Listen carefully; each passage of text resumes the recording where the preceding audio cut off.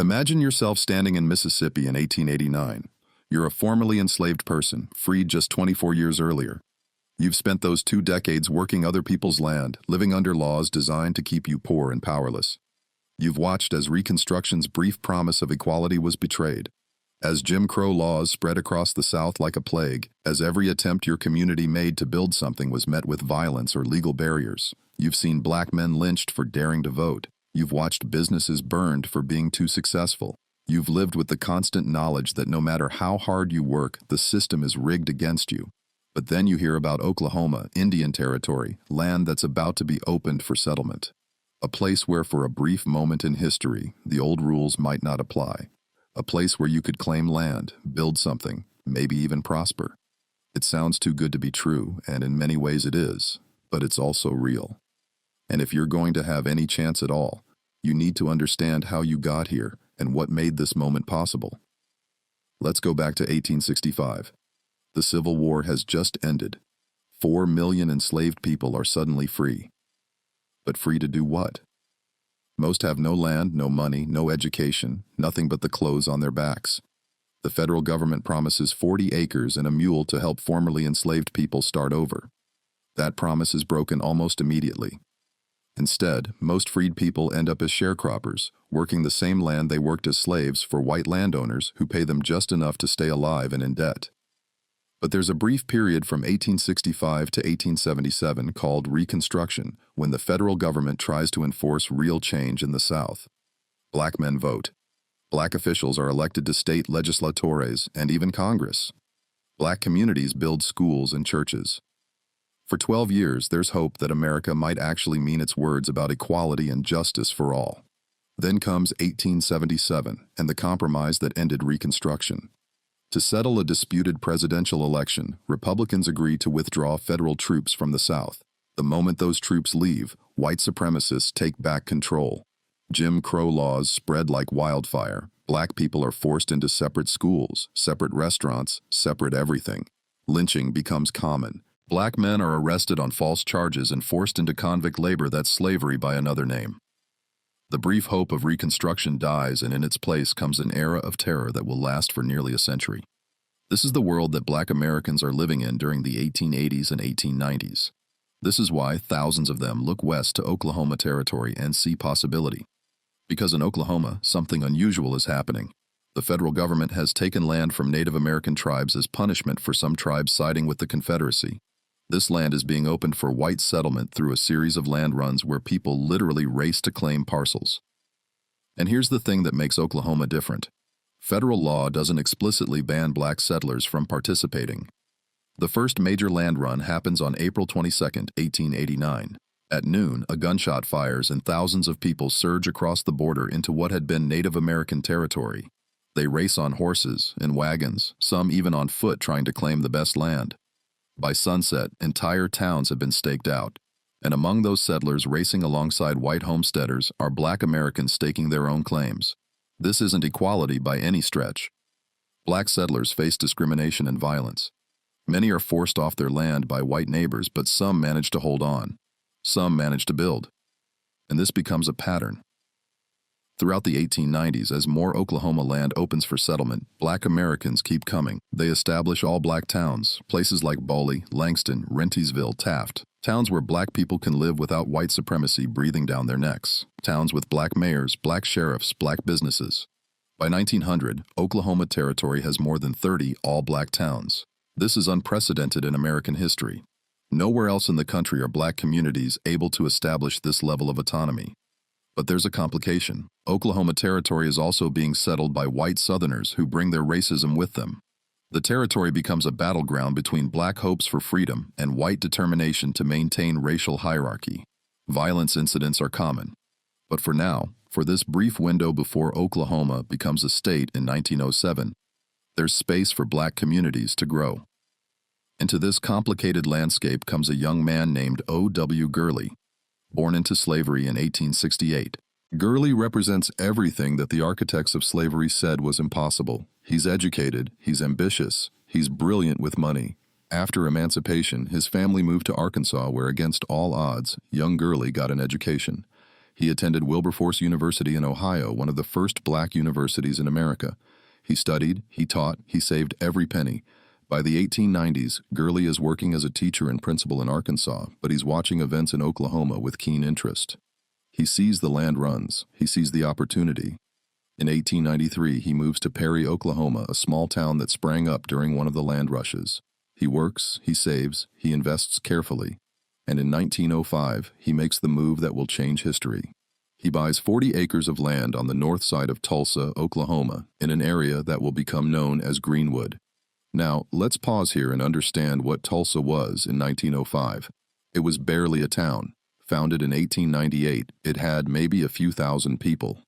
But something was happening beneath the ground around Tulsa that would transform everything. Oil. The first oil well in the area was drilled in 1901. By 1905, more wells were being drilled every month. People were flooding into Tulsa, hoping to strike it rich. The town was growing at a breakneck pace, and Al Gurley, with the instincts of a born entrepreneur, recognized an opportunity. Tulsa was segregated from the start. The railroad tracks ran east to west through the town, and black residents were expected to live north of the tracks. White residents controlled the south side. This meant that black people working in Tulsa needed housing, needed services, needed businesses on the north side. Gurley saw this and understood if he controlled land on the north side, if he could build a community there, he wouldn't just be providing a service, he would be creating wealth. So Gurley buys his 40 acres and starts developing it. He names the main street, Greenwood Avenue, after a town in Mississippi where he had relatives. He begins selling lots to other black families. And here's the crucial part of his vision. He tells every buyer, every resident, spend your money with black businesses, hire black workers, bank with black banks. Keep the money circulating in our community. This isn't just moral philosophy, it's economic strategy. In a white-controlled economy, money spent with white businesses leaves the black community forever. But if black Tulsans spend with black businesses who then spend with other black businesses, the same dollar can circulate through the community dozens of times, creating wealth at each transaction. This concept, sometimes called the black dollar, will become the engine of Greenwood's prosperity. But it only works if there are enough black businesses to support it. Which brings us to the second founder of Black Wall Street, J.B. Stratford. J.B. Stratford was born in 1861 in Versailles, Kentucky. His parents had been enslaved, but by the time J.B. was growing up, his father had managed to acquire some land and establish a small business. This was rare. Most black families in the post-war South had nothing. But Stratford's father understood something crucial. Land equals power. He worked himself to exhaustion to give his children opportunities he never had. Young J.B. Stratford excelled in school, but getting an education as a black child in the 1870s, Kentucky meant constant humiliation and danger. The schools for black children were underfunded, understaffed, often just a single room with a teacher who had barely more education than the students. But Stratford was brilliant and determined. He caught the attention of teachers who encouraged him to apply to college. In 1878, at age 17, he was admitted to Oberlin College in Ohio. Now, imagine being one of a handful of black students at a mostly white college in 1878. This was only 13 years after the end of slavery. Many of your white classmates have parents who fought for the Confederacy. You sit in classrooms where you're the only black face. You live in a dormitory where some students won't speak to you. You face constant reminders that much of white America believes you're inherently inferior, but you study anyway. You excel anyway because you understand that education is a weapon, the only weapon you're legally allowed to carry. Stratford graduates from Oberlin, then studies law. He becomes one of the first black attorneys in the Midwest. He practices law in Indiana, defends black clients who otherwise would have no representation, builds a reputation. But practicing law as a black man in the 1890s means constant battles, white judges who don't take you seriously, white juries who won't believe your clients, whole legal systems designed to ensure black people lose. So in 1899, Stratford hears about Oklahoma Territory and sees the same opportunity Gurley saw, a place where he might be able to build something without constantly fighting against white supremacist systems. He moves to Tulsa. And when O.G. Gurley starts developing Greenwood, Stratford immediately sees the potential. In 1918, Stratford builds the Stratford Hotel on Greenwood Avenue. This isn't a small boarding house. This is a 54-room luxury hotel with a dining room, a pool hall, a saloon. It's the largest black-owned hotel in America. Black travelers coming through Tulsa, businessmen, entertainers, anyone passing through, They can't stay in white hotels because of segregation. So, they stay at the Stratford. And Stratford becomes wealthy. Not just comfortable, wealthy. He employs dozens of people. He invests in other businesses. He becomes a pillar of the community. But Gurley and Stratford aren't building Greenwood alone. Let me introduce you to some of the other pioneers who made Black Wall Street possible. John and Lula Williams arrived in Tulsa around 1913. They had almost nothing when they came. John had worked various jobs, saved carefully, and had a dream of opening a business. When they saw Greenwood, they saw opportunity. They opened Williams Confectionery, a small shop selling candy and ice cream. It was modest, but it was theirs. The community supported them, and the business grew. Then they opened the Dreamland Theater in 1914. The Dreamland Theater wasn't just a movie house, though it was that too. One of the first theaters in Tulsa to show motion pictures. It was a community gathering place. The Dreamland hosted live music, vaudeville shows, community meetings, everything. On any given night, you might see a jazz band, a touring theater troupe, or a local talent show. The Williams ran it with pride and professionalism. They employed local people. They gave young musicians their first paying gigs. The Dreamland became the cultural heart of Greenwood. Then there's Dr. A.C. Jackson. Let me tell you about this man, because his story captures something essential about what Greenwood represented. A.C. Jackson was born in 1878 in Memphis, Tennessee. He attended Meharry Medical College in Nashville, one of the few medical schools that would train black doctors. He became a surgeon, and not just any surgeon. He was brilliant. The Mayo brothers, who ran the famous Mayo Clinic, called him the most able Negro surgeon in America. Some accounts say they offered him a position at their clinic, which he declined because he wanted to serve the black community. Dr. Jackson moved to Tulsa around 1912 and set up practice in Greenwood.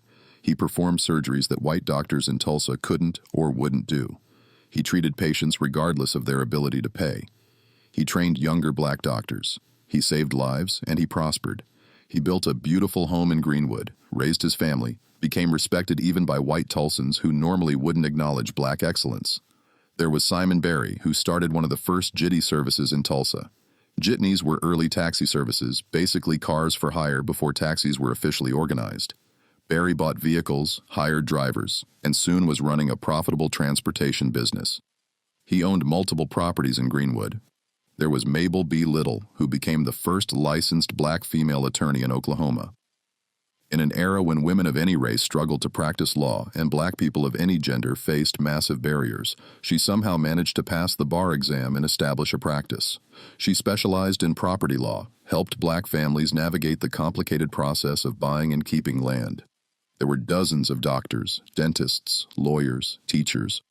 There were shop owners, restaurant proprietors, hoteliers. There were people who started with nothing and built empires, and critically, there were the institutions that held it all together. Churches were the backbone of Greenwood's social structure. First Baptist Church, Mount Zion Baptist Church, and others provided not just spiritual guidance, but social services. Churches ran literacy programs, helped new arrivals find housing and work, organized community events. Sunday service was where the community came together, where business deals were discussed after the sermon, where social networks were maintained. Then there were the newspapers. J. Smitherman founded the Tulsa Star in 1913. This wasn't just a business, it was a voice. The Star covered local news, celebrated community achievements, and wasn't afraid to criticize injustice. When a black person was discriminated against in Tulsa, the Star wrote about it. When the community achieved something, the Star made sure everyone knew. Smitherman used his paper to advocate for civil rights, to encourage black economic development, to keep the community informed and organized.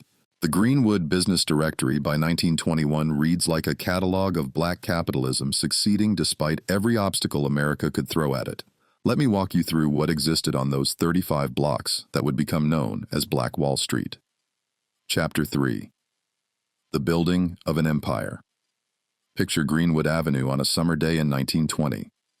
It's hot, the Oklahoma sun beating down, but the street is alive with activity. Let's walk down this street together, and I'll show you what Black Tulsa built. We start at the southern end near the railroad tracks that separate Greenwood from White Tulsa. Right here is the boundary, the physical line that segregation drew through the city. Cross these tracks going south, and you're in a different world. A world where you have to enter through back doors, where you can't try on clothes before buying them. where the nice restaurants won't serve you, no matter how much money you have. But cross north into Greenwood, and you're in a black world, a world where your money is good anywhere, where you're called sir and ma'am, where the businesses are owned by people who look like you and understand your struggles because they've lived them too. First building, you see the Stratford Hotel, 3 stories of brick and pride. The hotel is busy, a constant stream of guests checking in and out, black businessmen from Kansas City, entertainers heading to the Dreamland Theater, families visiting relatives. The lobby has plush chairs, polished wood, newspapers from black communities across the country. The dining room serves breakfast, lunch, and dinner. The rooms are clean and well appointed. This is as good as any white hotel in Tulsa, and everyone knows it.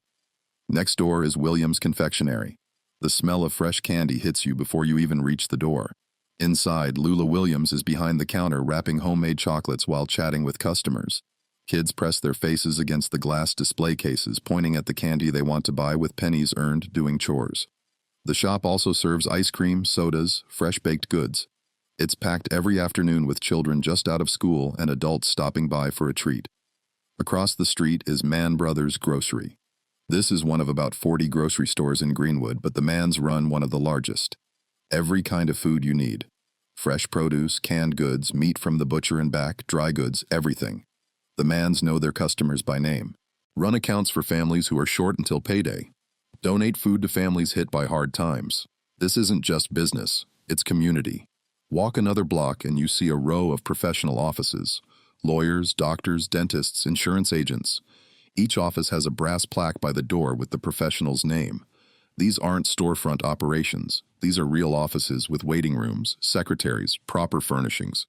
Dr. Jackson's surgery is here. His waiting room is always full. People come from all over Oklahoma because they trust him more than white doctors. His success rates are better, his bedside manner is respectful, and he'll perform procedures that white hospitals won't do for black patients. The law offices are busy too. Black people in Oklahoma need lawyers constantly.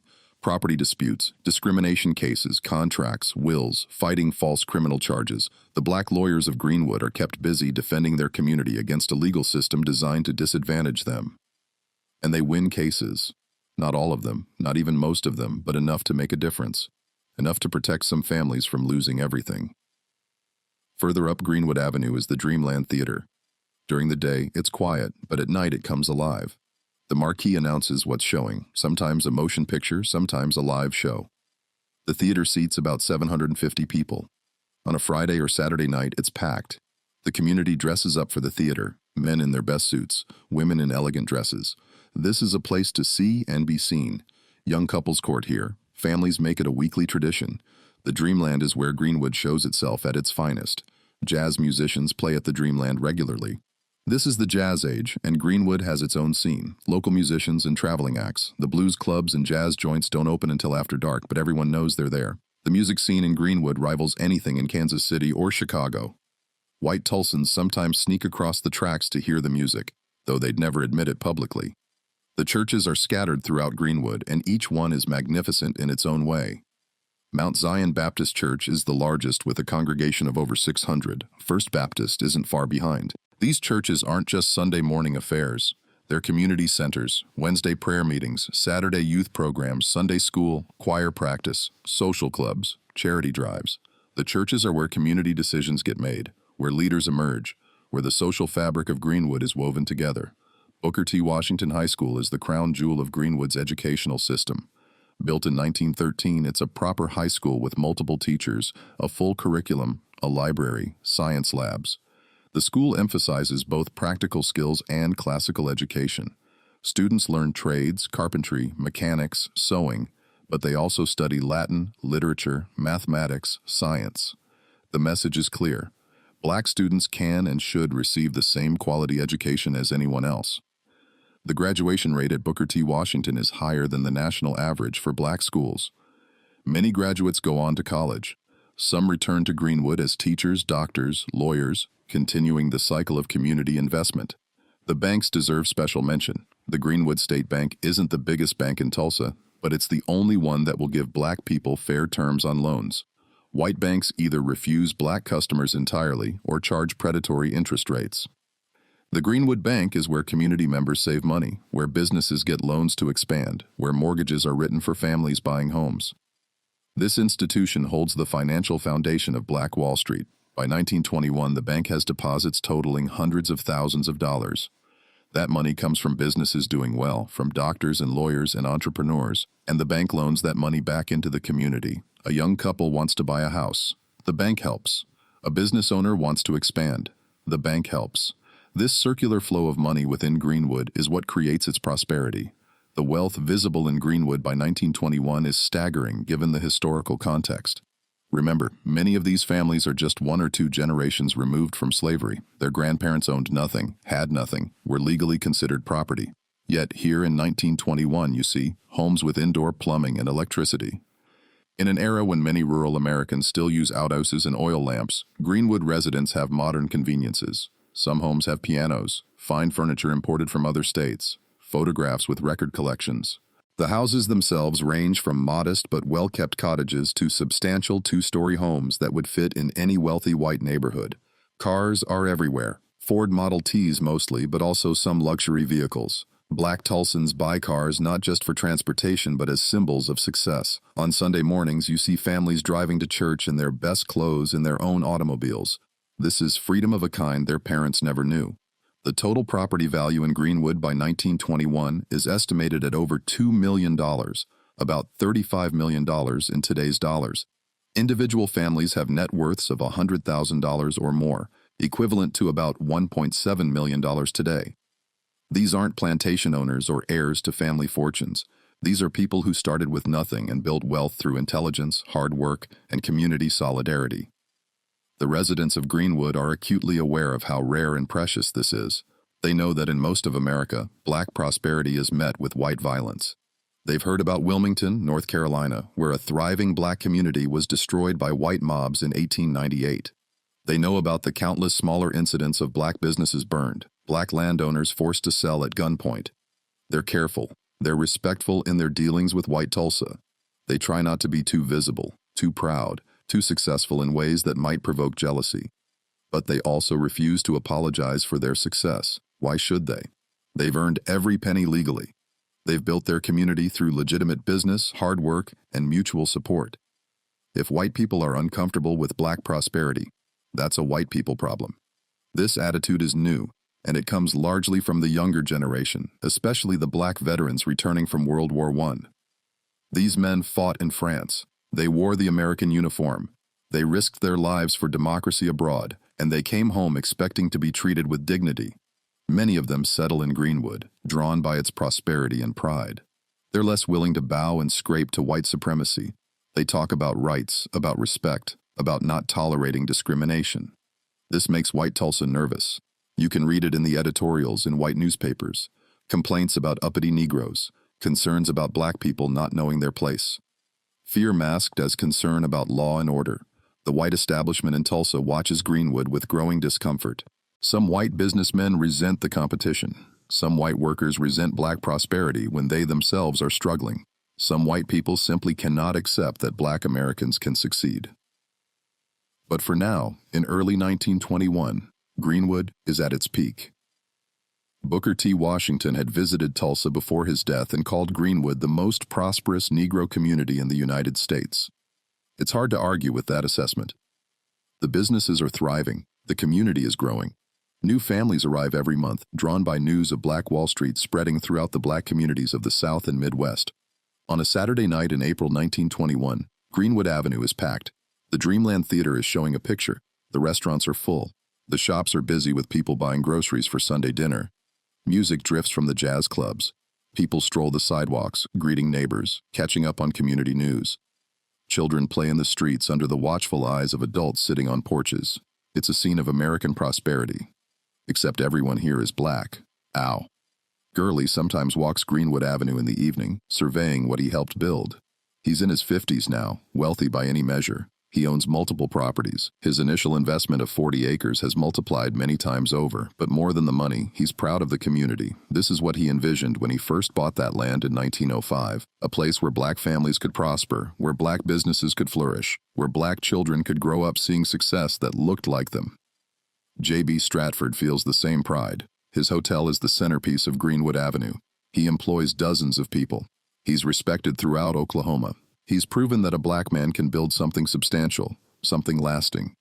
Dr. A.C. Jackson continues his medical practice, saving lives and training younger doctors. The Williams continue running the Dreamland Theater and their confectionery. Teachers educate the next generation. Lawyers defend the community's interests. Ministers provide spiritual guidance, and ordinary families work their jobs, raise their children, save money, and dream of better futures. This is Black Wall Street in April 1921, a community of about 10,000 people living in 35 blocks that defy every racist assumption about black inferiority. A living reputation of the idea that black Americans can't build, can't prosper, can't create institutions that rival anything white America has produced. But none of them know that in just 6 weeks, everything they've built will be gone. The homes, the businesses, the churches, the schools, the dreams, all of it will burn. The streets where children now play will run with blood. The pride and prosperity visible on every corner will be reduced to smoking rubble and scattered ashes. And the people responsible will never be punished. The story will be covered up for 80 years, and America will forget that Black Wall Street ever existed. But we're getting ahead of ourselves. For now, in April 1921, Greenwood Avenue is alive with possibility. The worst is yet to come. And when it does come, it will come with a ferocity and coordination that makes clear this isn't a spontaneous riot. This is something far more calculated, something that will reveal truths about America that many would prefer to keep buried. To understand what happened in Tulsa in 1921, you need to understand that this wasn't one city. It was 2 cities occupying the same space, separated by railroad tracks in an ocean of hatred. Let me show you both sides of those tracks because the contrast is everything. Tulsa in 1921 is booming. The population has exploded from 1,400 people in 1900 to over 100,000 by 1920. This isn't gradual growth, this is a stampede, and the reason has one word: oil. In 1901, the first major oil well was drilled near Tulsa. Within a few years, oil derricks dot the landscape around the city. By 1921, Tulsa calls itself the oil capital of the world, and it's not an empty boast. More oil millionaires live in Tulsa than anywhere else in America. South Tulsa. White Tulsa is a city of extremes. Millionaires build mansions that rival anything in New York or San Francisco. The Southern Hills Country Club caters to oil barons who think nothing of spending thousands of dollars on a single party. Downtown Tulsa has modern office buildings, department stores, hotels with marble lobbies and crystal chandeliers. The theaters show the latest pictures from Hollywood. The restaurants serve fine dining. This is American capitalism at its most successful, at least for those who are white. But alongside this, wealth is grinding poverty. Oilfield workers, many of them recent immigrants or migrants from rural areas, live in tent cities and ramshackle housing. They work brutal hours for low pay while watching millionaires drive past in luxury cars. There's anger in white working-class Tulsa, anger at wealth inequality, anger at changing times, and that anger needs a target. The Ku Klux Klan is growing in Tulsa in 1920 and 1921. Not the Reconstruction-era Klan, but the new Klan that emerged in 1915. This version of the Klan presents itself as a civic organization. They hold parades, they recruit openly, they claim to stand for law and order, for American values, for Protestant Christianity, but underneath the rhetoric, it's the same hatred, the same white supremacy, the same terrorism. Klan membership in Tulsa is widespread. Police officers join, businessmen join, elected officials join. The Klan isn't some fringe organization in 1921 Tulsa. It's mainstream, it's respectable, and it makes no secret of its hatred for Black Americans, Catholics, Jews, immigrants, anyone who doesn't fit their narrow definition of American. Now, segregation in Tulsa isn't just social custom, it's law. Oklahoma became a state in 1907, and one of the first things the new state government did was implement Jim Crow laws. Separate schools for Black and white children, separate railroad cars, separate waiting rooms, separate water fountains, separate everything. Interracial marriage is illegal. Black people cannot serve on juries in cases involving white defendants. The law is explicitly designed to enforce white supremacy. But here's where Tulsa's situation becomes uniquely volatile. In most southern cities, Black communities are poor and economically dependent on white businesses. White supremacists can point to Black poverty as proof of racial inferiority. It's a circular logic. We oppress you, then point to the results of oppression as justification for more oppression. Greenwood breaks that cycle. The prosperity visible across the railroad tracks in North Tulsa directly contradicts white supremacist ideology. Black Tulsan aren't just surviving, they're thriving. They own property, they run businesses, they employ people, they drive cars, they send their children to good schools, they accumulate wealth, and they do all of this despite segregation, despite discrimination, despite every obstacle white Tulsa puts in their way. This success drives some white Tulsans absolutely crazy. You can read it in the newspapers. Articles about the Negro problem appear regularly in white Tulsa papers. Editorials complain about black people getting above their station. There are complaints about black men driving nice cars, about black women wearing fine clothes, about black professionals commanding respect. Some white business owners resent Greenwood economically. Why are black Tulsans spending money at black-owned businesses instead of at white businesses? In the twisted logic of segregation, white Tulsans want black money but don't want black people in their stores. They want black labor but don't want to pay fair wages. They want black subordination but are furious when black people create their own parallel economy. White workers, especially poor whites, feel additional resentment.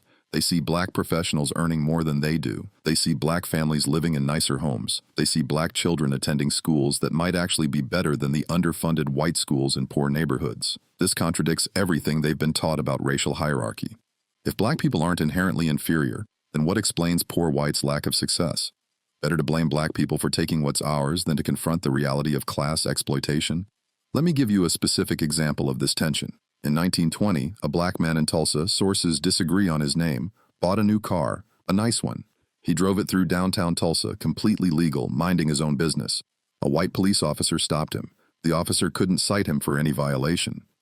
So instead, he made the black man get out of the car while the officer inspected it, looking for any excuse to issue a citation.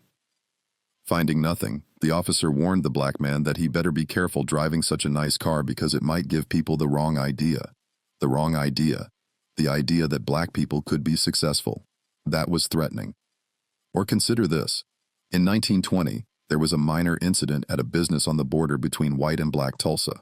A white customer and a black customer had a disagreement. Nothing violent, just an argument. The white customer called the police. When police arrived, they arrested only the black customer, even though witnesses said he'd done nothing wrong. When the black man's lawyer, one of Greenwood's attorneys, came to the police station to demand his release.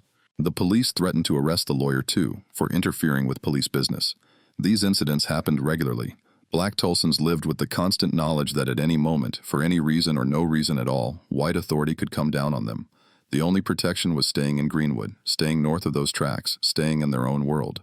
But even that wasn't really protection because white Tulsa watched Greenwood with a mixture of fascination, envy, and rage. Some white Tulsans would sneak across the tracks at night to visit Greenwood's jazz clubs to hear the music they couldn't hear in white venues, to experience the energy and culture they couldn't find in segregated white Tulsa. Then they'd go back across those tracks and vote for politicians who promised to keep Negroes in their place. The newspapers fed this resentment.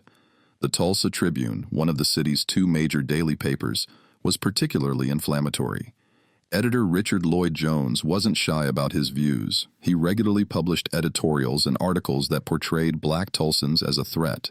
He used coded language, crime and disorder, and outside agitators, but everyone knew what he meant. He was telling white Tulsa that black success was dangerous, that black pride was threatening, that something needed to be done. Now, let's add another volatile element: World War I veterans.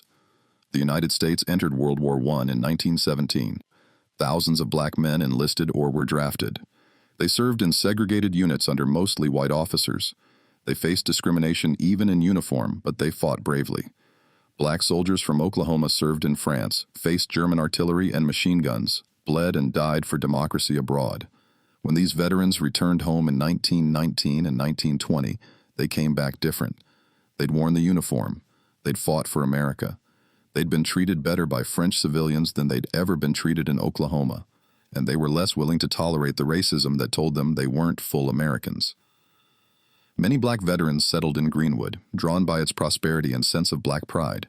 These men had combat experience. They knew how to handle weapons. They knew tactics and organization, and they were determined not to bow to white supremacist violence. When they heard stories about lynchings, and there had been several in Oklahoma in recent years, they talked openly about armed self-defense. This talk terrified white Tulsa. The idea of black men, especially armed black men, standing up for themselves, challenged the entire racial hierarchy. The summer of 1919, called the Red Summer, saw race riots in more than 25 American cities. White mobs attacked black neighborhoods in Chicago, Washington, D.C., Omaha, and elsewhere. In some cities, black residents fought back. White America was shocked. The subservient, scared black people of white imagination were fighting back, defending themselves, refusing to be victims. Tulsa watched these events nervously. White Tulsans worried that the violence might spread to their city. Black Tulsans saw the riots differently. They saw white mobs attacking black communities and understood that nowhere was safe, that prosperity didn't protect you, that at any moment white supremacy might decide to destroy what black people had built. Then in August 1920, two black men, teenagers really, were lynched in Tulsa County. They were accused of killing a white man, though evidence was questionable. A mob took them from the jail and hanged them from a bridge. No one was ever prosecuted for the lynchings. The message was clear. White Tulsa could kill black people with impunity. Black Tulsans were terrified and furious. A.J. Smitherman, editor of the Tulsa Star, wrote a fiery editorial condemning the lynchings and calling for justice. He didn't get justice. What he got was a warning from white authorities to watch his tone or face consequences. The black community understood even speaking out against murder could get you killed. So by early 1921, Tulsa is a powder keg. You have white resentment of black success. You have Klan growth and white supremacist organization. You have economic tensions from the oil boom creating wealth inequality. You have returned black veterans who won't quietly accept oppression. You have recent lynchings. You have inflammatory newspaper coverage. You have police and city officials who are either Klan members or sympathetic to Klan ideology. All it needs is a spark. And on May 30th, 1921, that spark comes in the form of a teenage boy, an elevator, and a lie that will destroy everything Greenwood has built. Chapter 5. The Lie That Sparked the Fire. Dick Rowland is 19 years old in May 1921. He's an orphan raised by his grandmother. He works as a shoe shiner at a shop on Main Street in downtown Tulsa in the white business district. It's not glamorous work, but it's honest work, and Dick is good at it. He's polite, professional, well-liked by his customers. He's never been in trouble with the law. By all accounts, he's a quiet, hard-working young man trying to make a living. Every day, Dick takes the elevator in the Drexel building to the top floor, where the only bathroom that black workers are allowed to use is located. This is Jim Crow in action, separate bathrooms, and the black bathroom is deliberately placed as far and as inconveniently as possible. The elevator in the Drexel building is operated by Sarah Page, a 17-year-old white girl. She's also working class, probably making barely enough to survive. In normal circumstances, Dick Rowland and Sarah Page have nothing in common except poverty and the need to work. May 30th, 1921 is Memorial Day, a Monday. It's a regular work day. Around mid-morning, Dick Rowland enters the Drexel building and gets on the elevator. Sarah Page is operating it. The elevator starts up and then something happens. We will never know exactly what because the two people who were there never gave consistent public accounts. What we do know from later testimony and investigation, Sarah Page screamed. Dick Rowland left the elevator quickly. A clerk on one of the floors heard the scream and saw Rowland leaving. The clerk assumed the worst, that this black man had attacked this white woman. The clerk called the police. What probably happened? The most likely explanation, according to later investigators, Dick Rowland tripped entering the elevator. Or the elevator jolted, causing him to stumble and grab Sarah Page's arm to steady himself. She screamed in surprise. He, realizing how this would look, fled. Another theory, they knew each other, possibly were romantically involved, which would be illegal under Oklahoma's anti-miscegenation laws, had some kind of dispute. Page screamed during an argument, and Rowland fled when he realized someone heard. What definitely did not happen, any kind of serious assault. Sarah Page had no torn clothing, no bruises, no injuries of any kind. When police interviewed her later that day, her story was vague and contradictory. She never pressed charges. In fact, the evidence suggests she wanted the whole thing dropped, but by then it was too late. Dick Rowland fled to Greenwood. He knew the danger he was in.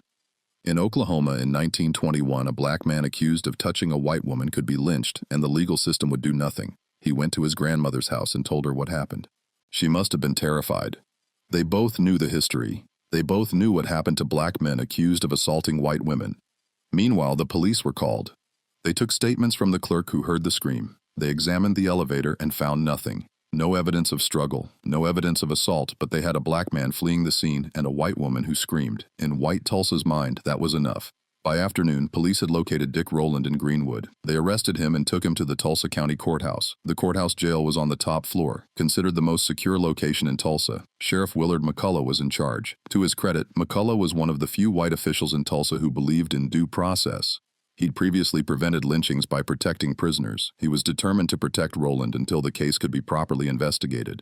But then the Tulsa Tribune got involved. The Tribune's afternoon edition hit the streets around 3:00 p.m. on May 30th. The front page carried a story about the incident.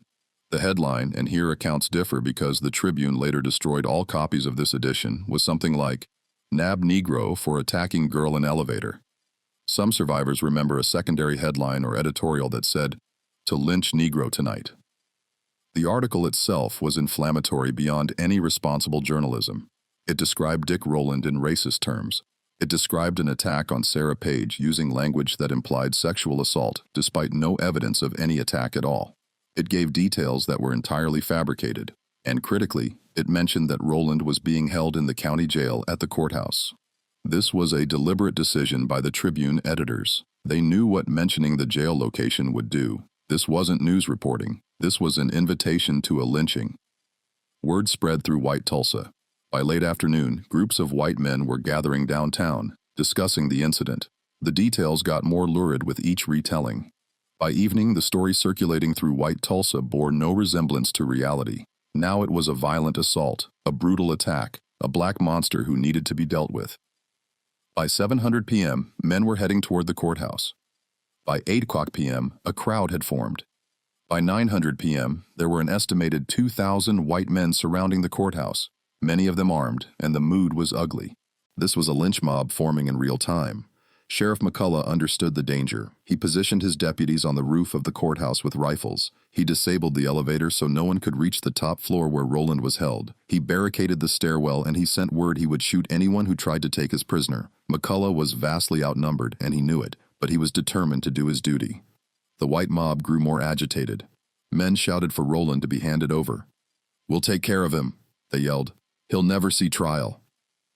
Some brought rope, making their intentions clear. Others brought guns. The crowd was feeding on its own energy, getting more aggressive, more violent. Word of the lynch mob reached Greenwood quickly. Black Tulsan had been through this before. They knew what happened when white mobs formed.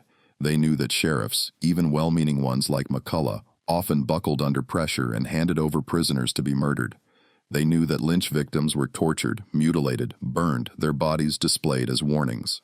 They knew that lynchings were community events for white Southerners with photographs taken, souvenirs collected, celebrations held, and they knew about the recent lynchings in Tulsa County just months earlier. The memory was fresh. At churches throughout Greenwood, men gathered. These weren't hotheads or criminals. These were business owners, doctors, lawyers, war veterans, respected men, family men. They discussed the situation. Should they go to the courthouse? Should they offer to help the sheriff? Should they defend Dick Rowland? This wasn't an easy decision. Going armed to the courthouse meant confronting white Tulsa directly. It meant risking violence. But doing nothing meant accepting that any black man could be lynched at any time for any accusation, no matter how false. It meant accepting that black life had no value. Around 9:00 p.m., a group of about 25 armed black men arrived at the courthouse. They were well-dressed, disciplined, clearly military veterans based on how they moved and organized. They approached Sheriff McCullough and offered their services. "We're here to help you protect your prisoner," they said. The white crowd reacted with shock and rage. Black men armed at the courthouse offering to help protect another black man. This violated every assumption white Tulsa had about racial hierarchy. Black people were supposed to be afraid, supposed to beg, supposed to accept whatever white people decided.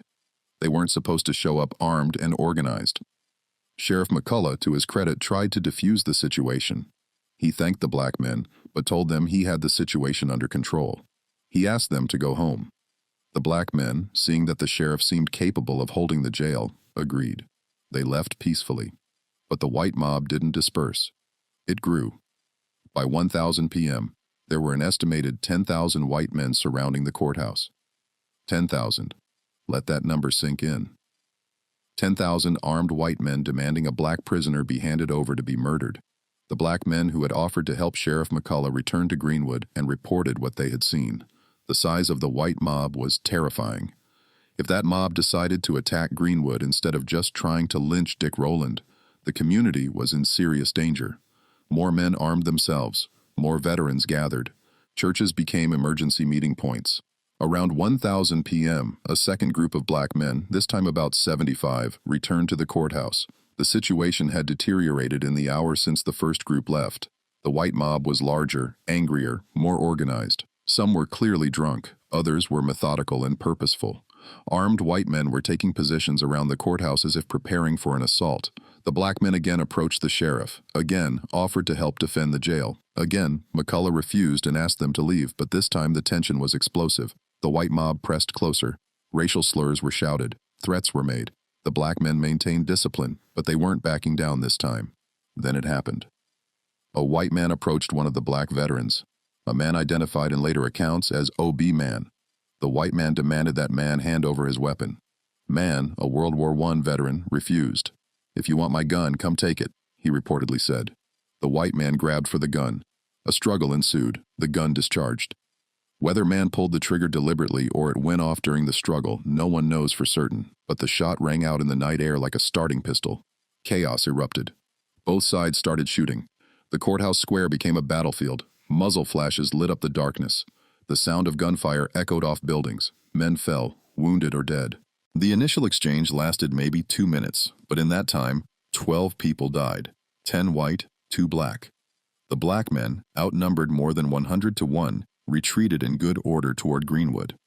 They moved tactically, covering each other, not running in panic but conducting a fighting withdrawal. These were trained soldiers using military discipline under fire. The white mob pursued, but half-heartedly at first. They'd expected the black men to flee in terror. Instead, they'd fought back and killed white men. This was shocking. This wasn't how it was supposed to go. Black people weren't supposed to shoot white people.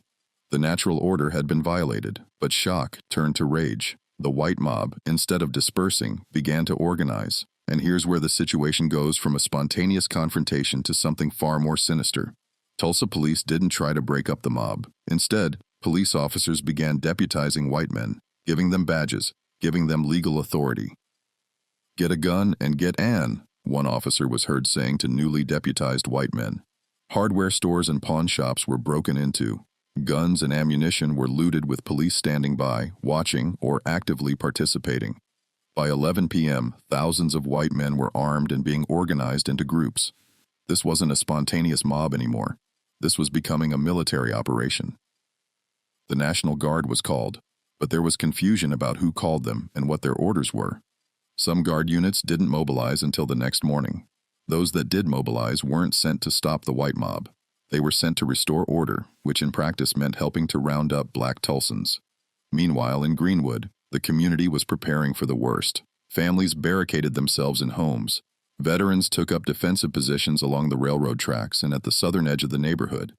They knew white Tulsa was coming. They didn't know when or how, but they knew. Women and children were moved to interior rooms away from windows. Valuables were gathered, though where could you hide anything that would survive what was coming? Churches stayed open as refuge. Preachers led prayers. Some prayed for peace. Others prayed for strength. A few prayed for God to deliver vengeance on their enemies. Phone calls went out desperately trying to reach authorities who might help. Calls to the governor's office in Oklahoma City. Calls to federal authorities. Calls to anyone who might send help. But it was Memorial Day night. Offices were closed. And even if calls had gotten through, would help have come, or would authorities have sided with white Tulsa as they usually did? As midnight approached, sporadic gunfire could be heard. White men were taking shots at Greenwood from a distance, testing the defenses. Black defenders returned fire, trying to protect the perimeter. Neither side could see much in the darkness, so most shots went wild. But the psychological impact was enormous. Every crack of a rifle was a reminder that violence was coming. Families huddled together. Parents told children to be quiet, to stay down, to not look out windows. Older children understood something terrible was happening. Younger children sensed the fear even if they didn't understand why. This was supposed to be a safe community. This was supposed to be Black Wall Street where black families could prosper. Now it felt like a prison surrounded by enemies who wanted them dead. Ow. Gurley in his home on Greenwood Avenue must have looked out at the street he'd developed, the community he'd helped build, and known that by morning it might all be gone. J.B. Stratford in his hotel must have calculated the odds and realized his life's work was in jeopardy. Dr. A.C. Jackson, the brilliant surgeon respected even by white doctors, must have believed that reason would prevail, that his reputation would protect him, that mourning would bring sanity. He would be proven tragically wrong. The Williams family, John and Lula, looked at their dreamland theater, their confectionery, their home, and knew that white mobs had destroyed black prosperity before. They knew about Wilmington, they knew about Rosewood, they knew history, and they knew it was about to repeat. But they also felt defiance. They had built this. They had earned this. This was theirs. And if white Tulsa wanted to take it, black Tulsa would make them pay for it. The veterans manning the defensive positions weren't going to roll over. They'd fought Germans in France. They could fight white supremacists in Oklahoma. As dawn approached on May 31st, 1921, Greenwood waited. The most prosperous black community in America was about to face one of the worst incidents of racial violence in American history. Within 24 hours, 35 blocks of black excellence would be reduced to ash and rubble. Up to 300 black Americans would be dead, and the survivors would carry trauma that would last generations. But the residents of Greenwood didn't know that yet. In the pre-dawn darkness of May 31st, they still had hope that the authorities would restore order, that reason would prevail, that justice would be done. They didn't know that the authorities were part of the mob, that reason had fled Tulsa, and that justice would be denied for the next century. The sun was about to rise on Black Wall Street's last day. The sky is just beginning to lighten on May 31st, 1921, when the organized assault on Greenwood begins. The sun isn't up yet, but there's enough light to see, and what the residents of Greenwood see is terrifying. Thousands of white men armed with rifles, shotguns, and pistols are massing at the borders of their community. This isn't a mob anymore. This is an army. Let me put you in Greenwood at that moment. You're a black veteran, one of the men who returned from the courthouse the night before. You've been awake all night, rifle in hand, watching the southern boundary near the railroad tracks. You've heard sporadic gunfire through the night. You've heard the sounds of the mob organizing. You've seen headlights of cars moving into position. And now, as dawn breaks, you see them clearly for the first time. They're everywhere. Hundreds, maybe thousands, spread out along the railroad tracks, more coming from the west, more from the south.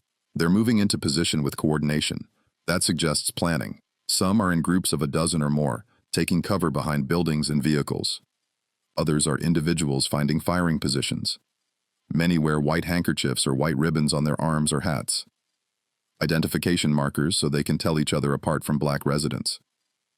You look down Greenwood Avenue behind you, your community, the street you've walked 100 times, where you know every business owner, where children play and families gather. In a few minutes, those white men are going to try to destroy it, and there aren't enough defenders to stop them.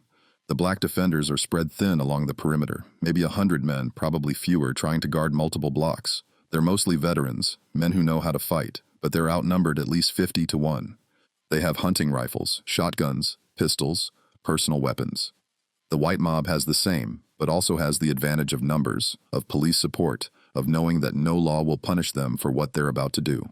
The first shots come from the white side around 500 a.m., just as the sun breaks the horizon. Not a single shot, but a volley. Dozens of rifles firing at once. The sound is deafening. Bullets slam into buildings, shatter windows, kick up dirt. The black defenders return fire. For a few minutes, it's a genuine firefight. The white attackers are surprised by the resistance.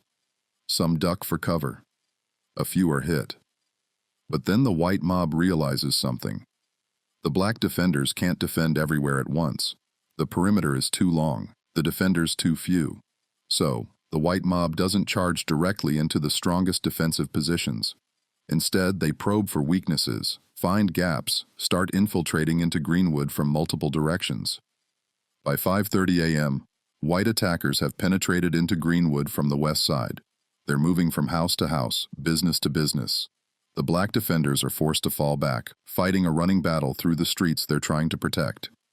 Every retreat means abandoning homes, abandoning families, leaving them to the mercy of men who have no mercy.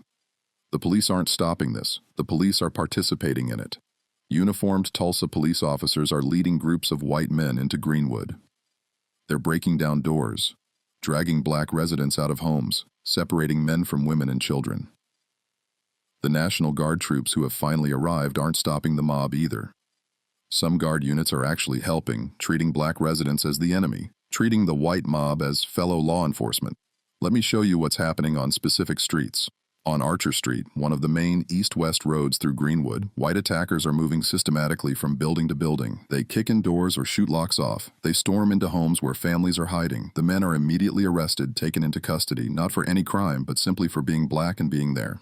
The women and children are ordered out of their homes. Then the looting begins. Before buildings are burned, they're ransacked.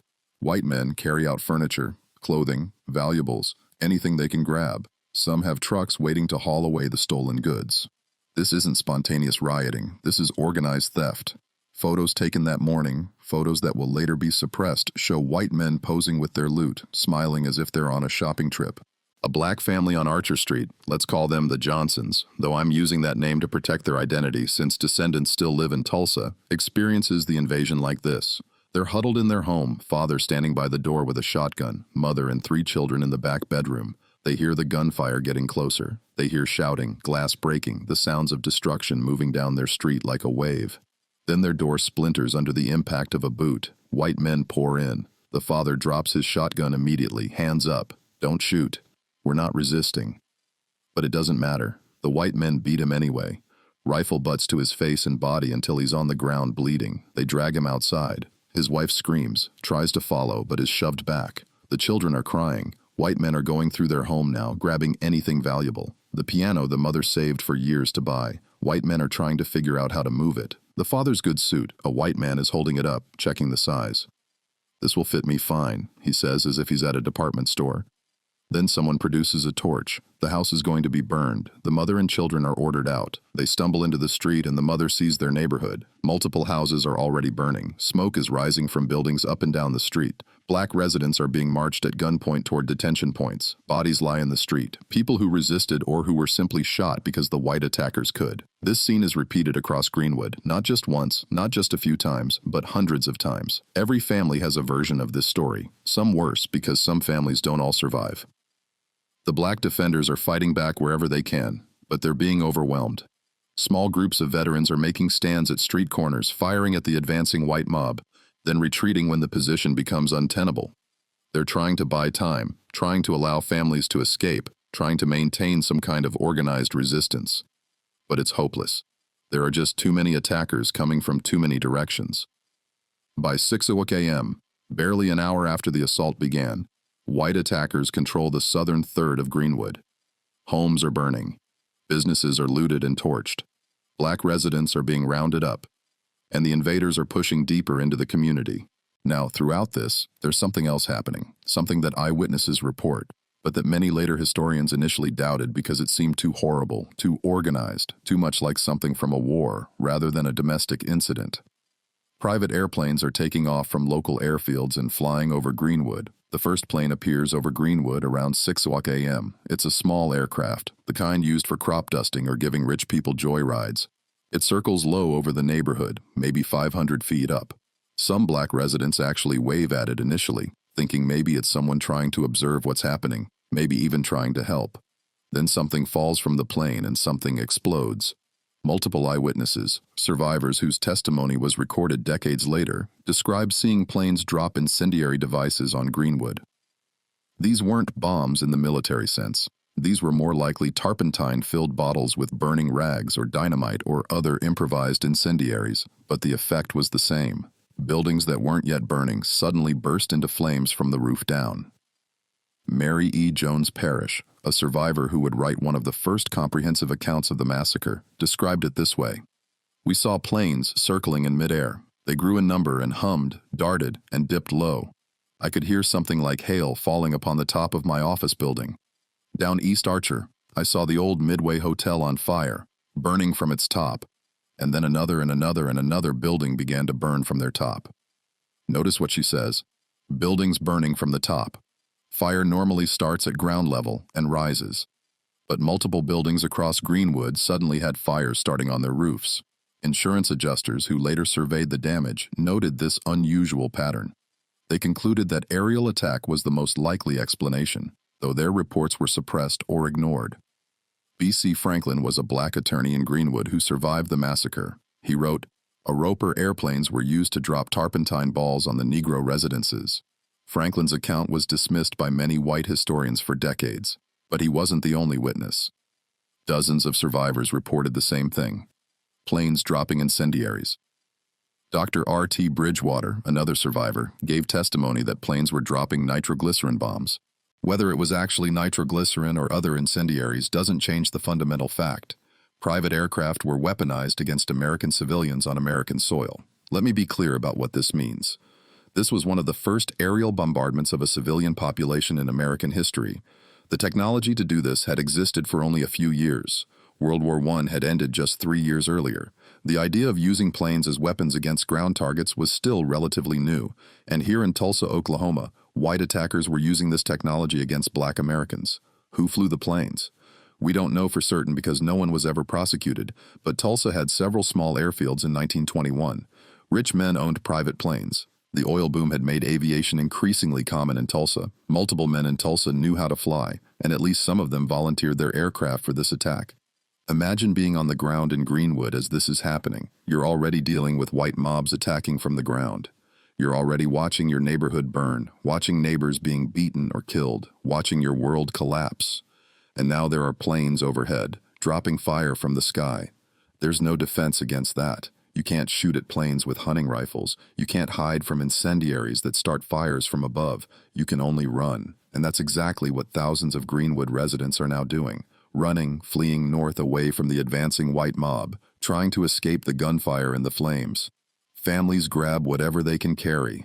Sometimes children, sometimes a few possessions, sometimes nothing at all, and run. The streets are chaos, people screaming, crying, looking for family members. Children separated from parents in the panic. Elderly residents who can't move fast enough left behind. The fires are spreading rapidly. Greenwood's buildings are mostly wood-frame construction. Once one building catches fire, the wind carries embers to the next. By 7:00 a.m., multiple blocks are fully engulfed. The smoke is thick, black, rising in massive columns visible from miles away. The heat is intense. The sound is overwhelming. The roar of flames, the crack of burning wood, the crash of collapsing buildings, all overlaid with constant gunfire. The white attackers are working systematically. They're not just burning randomly. They're targeting the most important buildings. Churches are set on fire. Schools are torched. The Stratford Hotel, that magnificent 54-room symbol of black success, is looted first, then burned. The Dreamland Theater, where so many community gatherings happened, where children watched their first movies, where couples courted, burned. The Tulsa Star newspaper office, a J. Smitherman's voice for the community, destroyed. Business after business goes up in flames. Mann Brothers grocery burned. Williams Confectionery looted and burned. Dr. Jackson's medical office destroyed along with all his equipment and patient records. Law offices with their files and records gone. The Greenwood State Bank broken into. Money stolen, then burned. By 8 o'clock a.m., the destruction is nearly complete in the southern half of Greenwood. What took years to build is destroyed in hours. The wealth accumulated through hard work and community support is stolen or turned to ash. And still the white mob pushes forward, burning and looting as they go. But we need to talk about the human cost, because the destroyed buildings, as terrible as that is, isn't the worst part. The worst part is what happened to the people. Not everyone who stayed in their home was arrested. Some were murdered. The exact number will never be known, but it was substantial. Bodies were found in burned-out buildings. Bodies were found in the streets. Bodies were found in yards, in alleys, in places where people tried to hide. And many bodies were never found at all because they were taken and disposed of. Let me tell you about Dr. A.C. Jackson because his death encapsulates the injustice of what happened. Remember, he was called the most able Negro surgeon in America by the Mayo brothers. He was respected even by white Tulsa's medical establishment. He had white colleagues, white friends.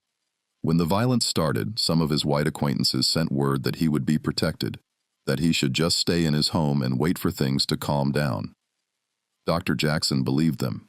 He had faith in American justice, faith in law and order, faith that his reputation and skill would protect him.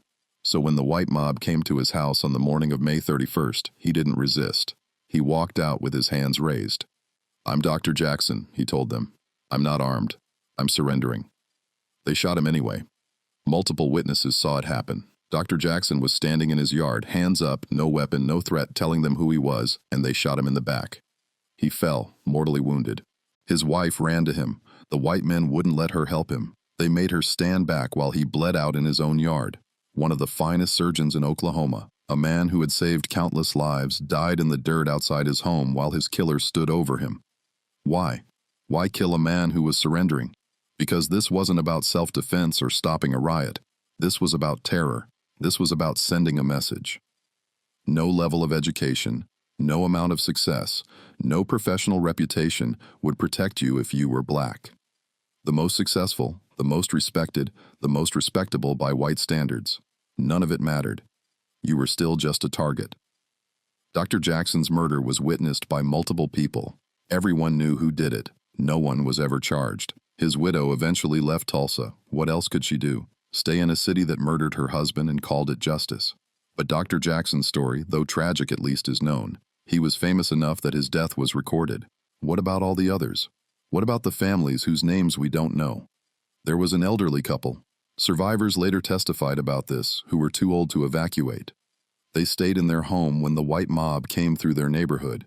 White men kicked in their door, beat the elderly man, then set the house on fire with both of them still inside. Neighbors trying to help were driven back by gunfire. The couple burned to death in their home of many years. There were teenagers, boys really, who were shot while trying to defend their families. There were mothers killed while trying to protect their children. There were babies who died from smoke inhalation when buildings were set on fire. There were people with disabilities who couldn't evacuate and were left to die in the flames. And there were executions. Not heated violence, not killing in the moment, but cold-blooded murder. Black men who had already surrendered were taken to alleys or vacant lots and shot. Their bodies were left where they fell, or in some cases thrown into the Arkansas River or buried in mass graves. One survivor, a young man at the time, testified decades later about seeing white men line up a group of black men against a wall and shoot them. Just execute them. No trial, no charges, no anything, just murder. When asked why no one reported it to authorities at the time, he laughed bitterly. The authorities were doing the shooting, he said. Women and children weren't immune either. While white men focused on killing black men, women were beaten, assaulted, terrorized. Some women were sexually assaulted. Testimony about this came out decades later from survivors who were finally willing to speak about it. Children watched their fathers beaten or killed. The psychological trauma was immeasurable. Let me walk you through what happened to specific families based on survivor testimony. The Mann family, O.B. Mann, was the veteran who had been at the courthouse the night before. He returned to Greenwood and tried to defend his family's home. He exchanged gunfire with white attackers until he ran out of ammunition. Then he fled with his wife and children through the railway cut, a depression where railroad tracks ran. They hid in tall grass while white men searched for them, occasionally firing into the grass, hoping to hit anyone hiding there. The Mann family survived, but O.B. Mann's parents, who lived in a different house, were both killed. He never saw their bodies. They were simply gone, lost in the chaos. The Goody family. Carly Goody was 8 months pregnant. When white men came to their house, Carly and her husband Calvin tried to hide in the attic. The white men set the house on fire. Calvin had to break through the roof to escape, then help Carly down while the house burned. They lost everything. Carly went into premature labor days later. The baby survived, but Carly was never the same. She had nightmares for the rest of her life about being trapped in that burning attic. The Williams family, John and Lula Williams, watched the Dreamland Theater burn. Everything they'd built, their community's gathering place, gone in minutes. They evacuated with only the clothes on their backs. The confectionery where they had served ice cream to generations of children, destroyed. Their home looted and burned, years of work erased in hours. John Williams would later write, "I stood watching the most substantial of my earthly possessions go up in smoke, and nothing I could do but watch." Mount Zion Baptist Church, one of the largest and most beautiful churches in Greenwood, was burned to the ground. The church had been built with donations from the entire community, with people giving what they could afford with volunteer labor from members. It represented faith and community and sacrifice. The white mob burned it like it was nothing. First Baptist Church, same fate. Every church in Greenwood was destroyed, every single one. Booker T. Washington High School, where so many black children got the education that was supposed to lead to better lives, was thoroughly destroyed. The library, the science labs, the classrooms, all of it burned or damaged beyond repair. The message was clear. White Tulsa didn't want black children educated. By 9:00 a.m. on May 31st, most of Greenwood's, south of the Frisco tracks, was burning, or already burned. The white mob continued pushing north, destroying everything in its path. Black residents who hadn't evacuated yet were now desperate to escape. The roads north out of Greenwood were packed with refugees, people carrying children, dragging suitcases, helping elderly relatives, all fleeing for their lives. Some white Tulsans, to be fair, tried to help. There are accounts of white families hiding black neighbors, of white people giving black refugees rides out of the danger zone, of white citizens trying to stop the violence. But they were a small minority and they risked being attacked themselves if the mob saw them helping black people. The vast majority of white Tulsa either participated in the attack or watched it happen without intervening. Some treated it like entertainment, driving to the edges of Greenwood to watch the neighborhood burn.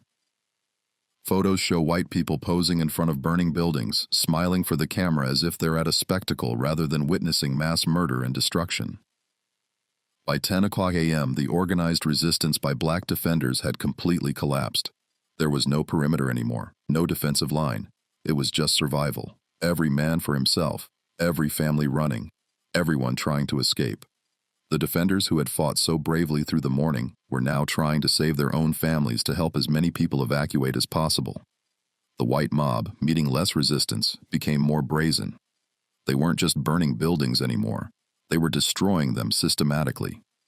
Dynamite was used to demolish structures that weren't burning fast enough. The goal seemed to be to ensure that nothing could be salvaged, that rebuilding would be impossible. The smoke from Greenwood was visible from miles away.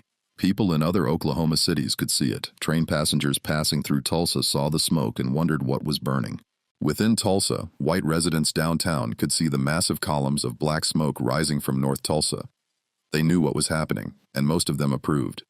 By noon on May 31st, approximately 18 hours after the initial confrontation at the courthouse, Greenwood was gone. 35 blocks, more than 200 homes, over 300 businesses. Every church, every school, every community institution destroyed. The most prosperous black community in America had been reduced to smoking ruins in less than a day. But the violence wasn't over. Now came the roundup. The arrests, the detention of the survivors because white Tulsa wasn't satisfied with just destroying Black Wall Street. They wanted to punish the survivors for daring to defend themselves, for daring to build something in the first place, for daring to be successful while black. The final toll would take weeks or months to calculate, and even then, it would be deliberately undercounted. Official reports would claim 36 deaths, a number so obviously false that even white Tulsans knew it was a lie. The real number was never determined with certainty. Mass graves were dug and filled, bodies were thrown in the river, some people simply disappeared and were never accounted for. Estimates from the black community ranged from 100 to 300 dead, with 300 being the most common estimate from survivors. Modern historians generally accept a range of 100 to 300 killed, acknowledging that the true number will never be known. For comparison, 36 people died in the famous OK Corral shootout, except that didn't happen. That's a myth. 36 people might have died in the first hour of the Tulsa Massacre.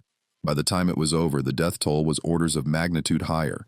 10,000 people were left homeless, an entire community displaced, families torn apart, generational wealth destroyed, dreams burned to ash, and the survivors were about to discover that the nightmare wasn't over.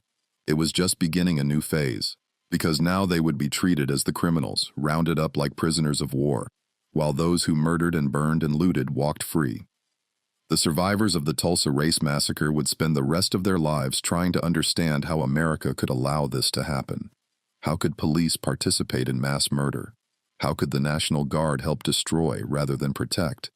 How could private citizens bomb their neighbors from the air? How could a city destroy itself and then pretend it didn't happen? These questions would haunt them. The trauma would mark them. And when they tried to tell their stories, they would be silenced, threatened, told to forget. America wanted to forget. White Tulsa wanted to move on.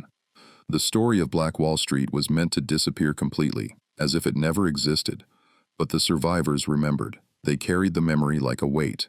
And decades later, when they were finally allowed to speak, they told the truth about the prosperity that was destroyed, about the violence that destroyed it, about the injustice that followed, and about how America forgot it all, because remembering would mean confronting truths too painful to bear.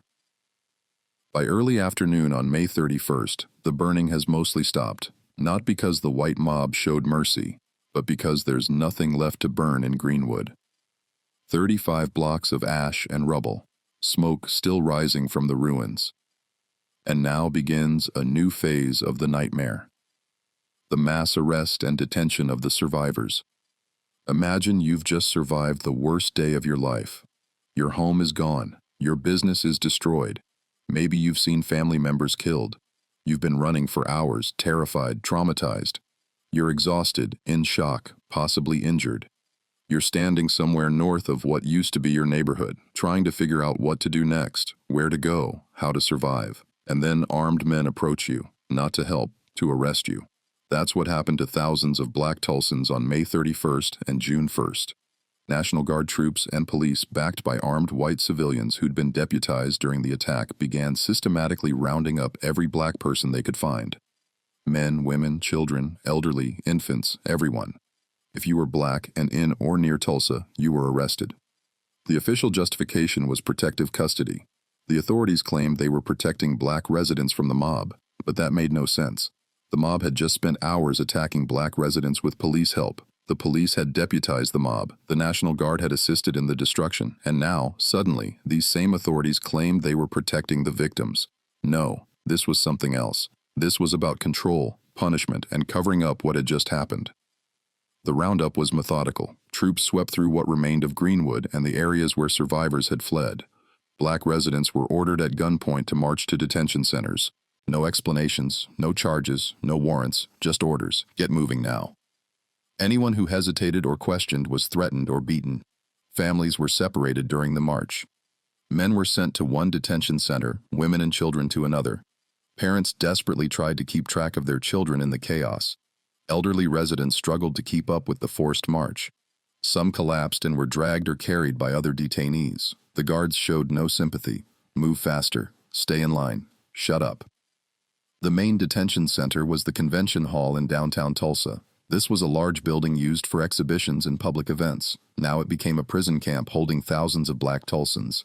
McNelta Baseball Park was another major detention site, an outdoor stadium where people were held in the open with no shelter. The fairgrounds also served as a detention center. By the evening of May 31st, an estimated 6,000 Black Tulsans were in detention. By June 1st, that number had grown to nearly 10,000, essentially the entire Black population of Tulsa. Think about that.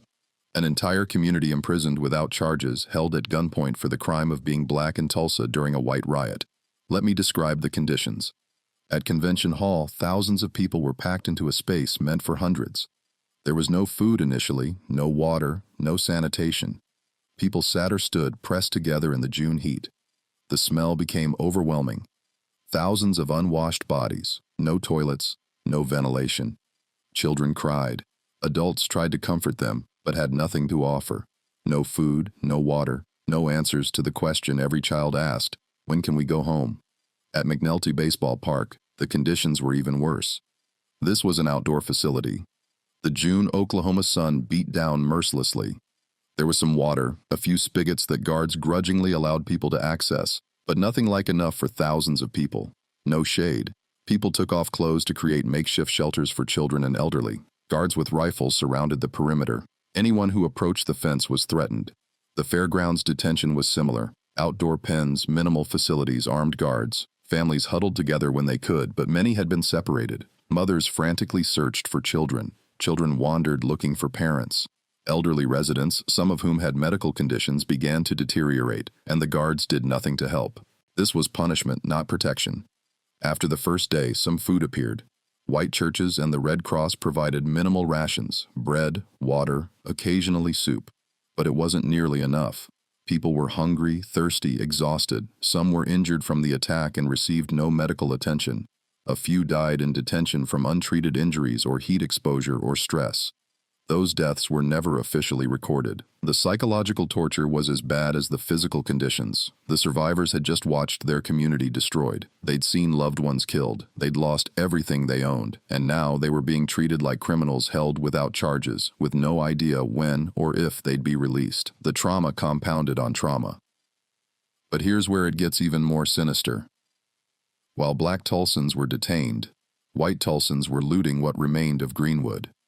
Remember, the buildings had been burned, but not everything was destroyed. Safes were blown open and emptied. Anything metal or valuable that survived the fires was taken. Jewelry, silverware, tools, anything.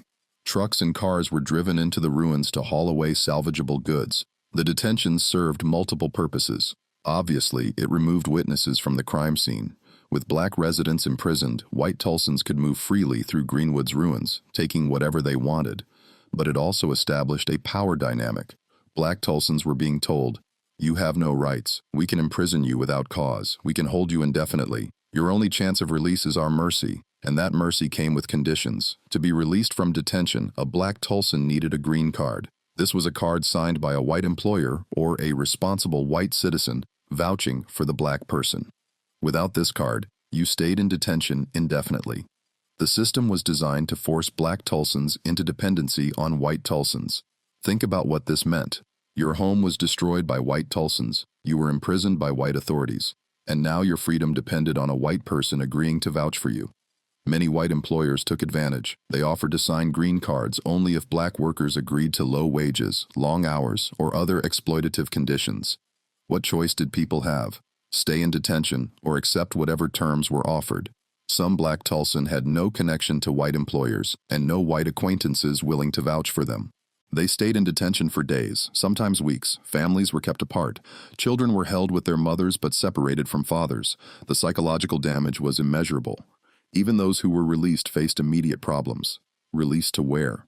Their homes were gone. Their possessions were destroyed. They had no money. It had all been lost or stolen. Many families had no choice but to leave Tulsa entirely.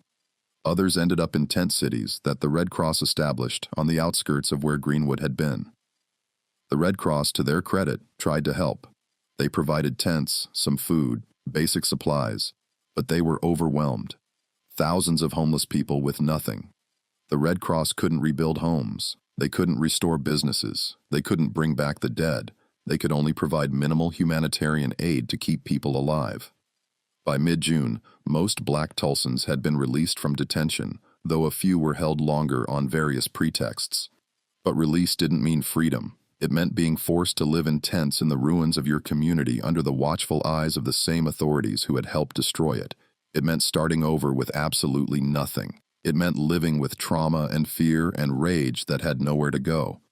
And as if all this wasn't enough, the authorities in white Tulsa began rewriting history in real time, creating a narrative that would dominate for decades. A narrative that blamed the victims for their own destruction.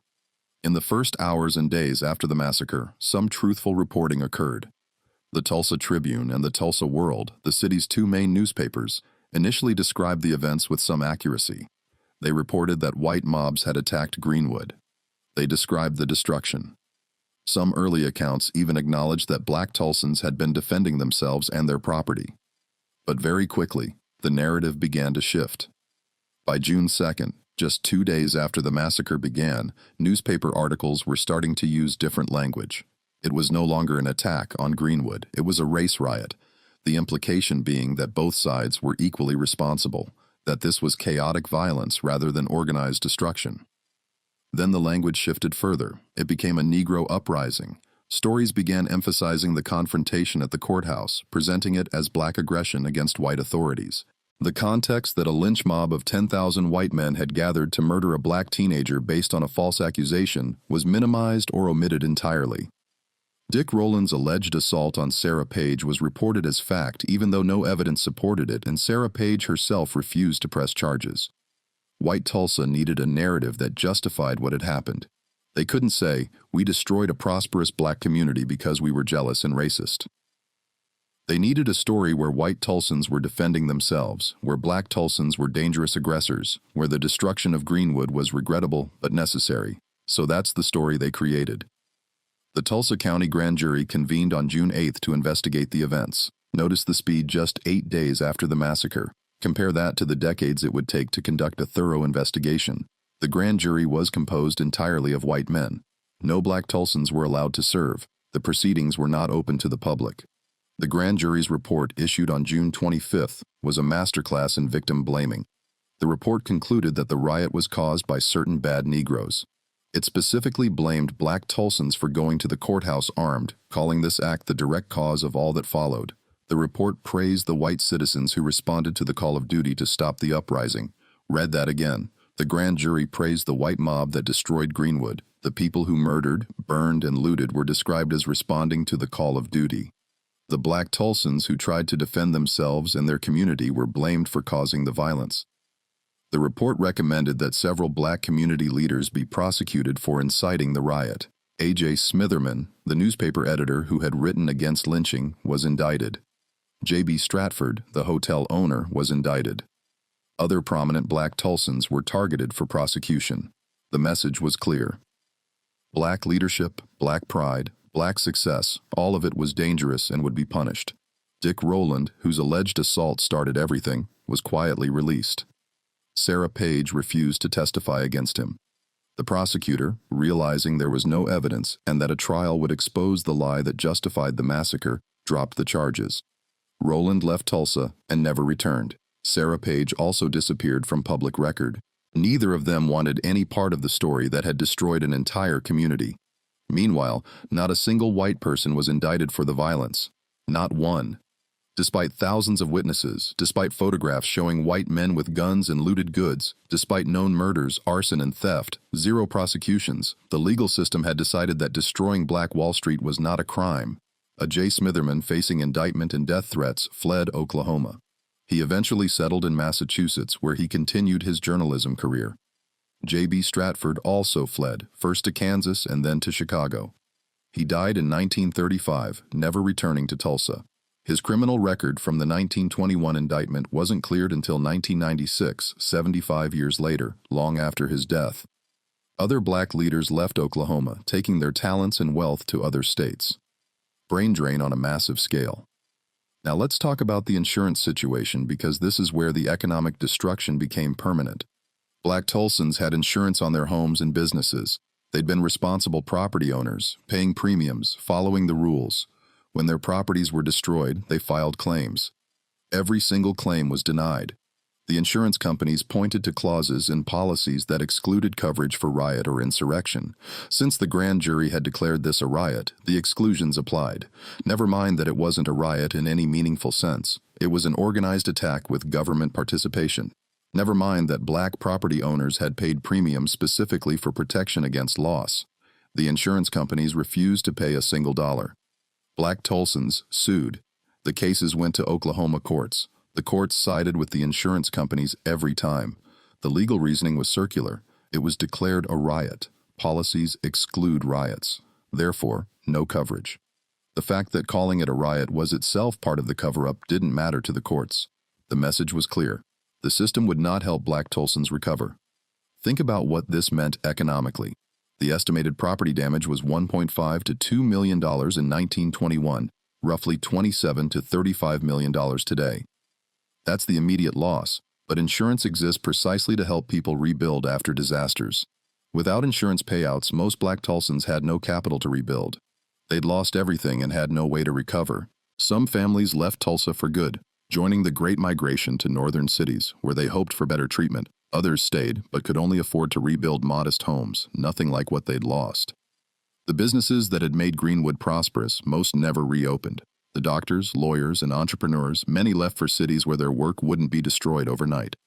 The city of Tulsa offered no compensation, no relief fund, no rebuilding assistance, nothing. In fact, the city did the opposite. Within weeks of the massacre, the Tulsa City Commission passed a new fire code requiring that any buildings in the burned district be constructed with fire-resistant materials, brick or concrete, rather than wood. This sounds reasonable until you realize the cost. Building with fire-resistant materials was far more expensive. Most black Tulsans who'd lost everything couldn't afford it. This was a deliberate attempt to prevent Greenwood from being rebuilt. If black Tulsans couldn't afford to rebuild to code, their land could be seized or purchased cheaply by white developers. Some white Tulsans saw this as an opportunity. Prime real estate near downtown suddenly available. Black property owners sued to block the fire code, arguing it was discriminatory and designed to force them out. In one of the few legal victories, the Oklahoma Supreme Court struck down the fire code in 1922, but by then, the damage was done. Many black families had already sold their property at fire sale prices, convinced they could never rebuild. Those who did rebuild faced enormous challenges. They had to secure loans without insurance money. They had to rebuild while living in tents. They had to do all this while traumatized, while mourning loved ones, while under constant surveillance and threat from white authorities. That anyone rebuilt at all is a testament to incredible resilience. But Greenwood would never recover its former prosperity. The economic ecosystem that made Black Wall Street special, the density of businesses, the circulation of money within the community, the wealth accumulation was broken. You can't just rebuild that. It takes decades to develop, and it was destroyed in hours. As weeks turned to months, something even more insidious than the massacre itself began happening. The systematic erasure of evidence that it had occurred at all. This wasn't accidental. This was deliberate policy by Tulsa's white establishment to ensure that what happened in May 1921 would be forgotten. Start with the newspaper archives. The Tulsa Tribune's May 30th, 1921 afternoon edition, the one with the inflammatory headline about Dick Rowland, disappeared. Not just individual copies, but from archives, from libraries, from the microfilm records. Years later, when historians tried to research what that headline actually said, they found nothing. The newspaper claimed the records were lost or damaged. But specific records from specific days don't just disappear unless someone wants them to. Other newspaper archives were selectively edited. Articles that described white violence too explicitly were removed from bound volumes. Photographs were taken from files. The Tulsa World's archive for June 1921 is incomplete with key pages missing. The official explanation is always the same: lost, damaged, misplaced. But the pattern is too consistent to be accidental. Police records from May and June 1921 are suspiciously thin. Given that thousands of people were arrested, you'd expect extensive documentation. Instead, there are only fragmentary records. Arrest reports are missing. Incident reports don't exist. The detective division's files for this period are gone. Fire department records are incomplete. Strange for an event where hundreds of buildings burned. You'd expect detailed reports about the fires, their causes, their spread. Instead, there's almost nothing. Hospital records disappeared too. Multiple people were treated for gunshot wounds, burns, injuries. Where are the admission records? Where are the treatment notes? Gone. Death certificates were never issued for most victims. How can hundreds of people die and leave no official record of their deaths? Because someone made sure there were no records. Court records survived better because they were harder to destroy, but even these were selectively preserved. Records of insurance cases that Black Tulsans lost, those survived. Records of the grand jury blaming Black Tulsans, those survived. But records that might have shown white culpability, mysteriously incomplete. Then there's the issue of the bodies. In the immediate aftermath, survivors reported seeing mass graves being dug. Multiple witnesses described trucks carrying bodies, sometimes stacked like cordwood. Some bodies were reportedly dumped in the Arkansas River, weighted down, or just thrown in to be carried away by the current. Others were buried in unmarked graves. In 1999, when the Oklahoma legislature finally authorized an investigation into the massacre, survivors testified about mass graves. They named specific locations: Oakland Cemetery, New Block Park, an area near the Arkansas River. Ground-penetrating radar confirmed anomalies consistent with mass graves at several sites. But here's the thing.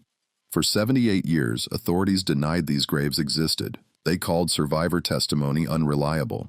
They said it was all rumor and exaggeration. Why would authorities spend decades denying what survivors insisted was true?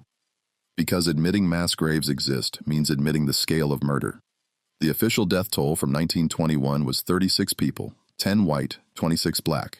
This number is absurdly low. Everyone knew it was absurd even in 1921.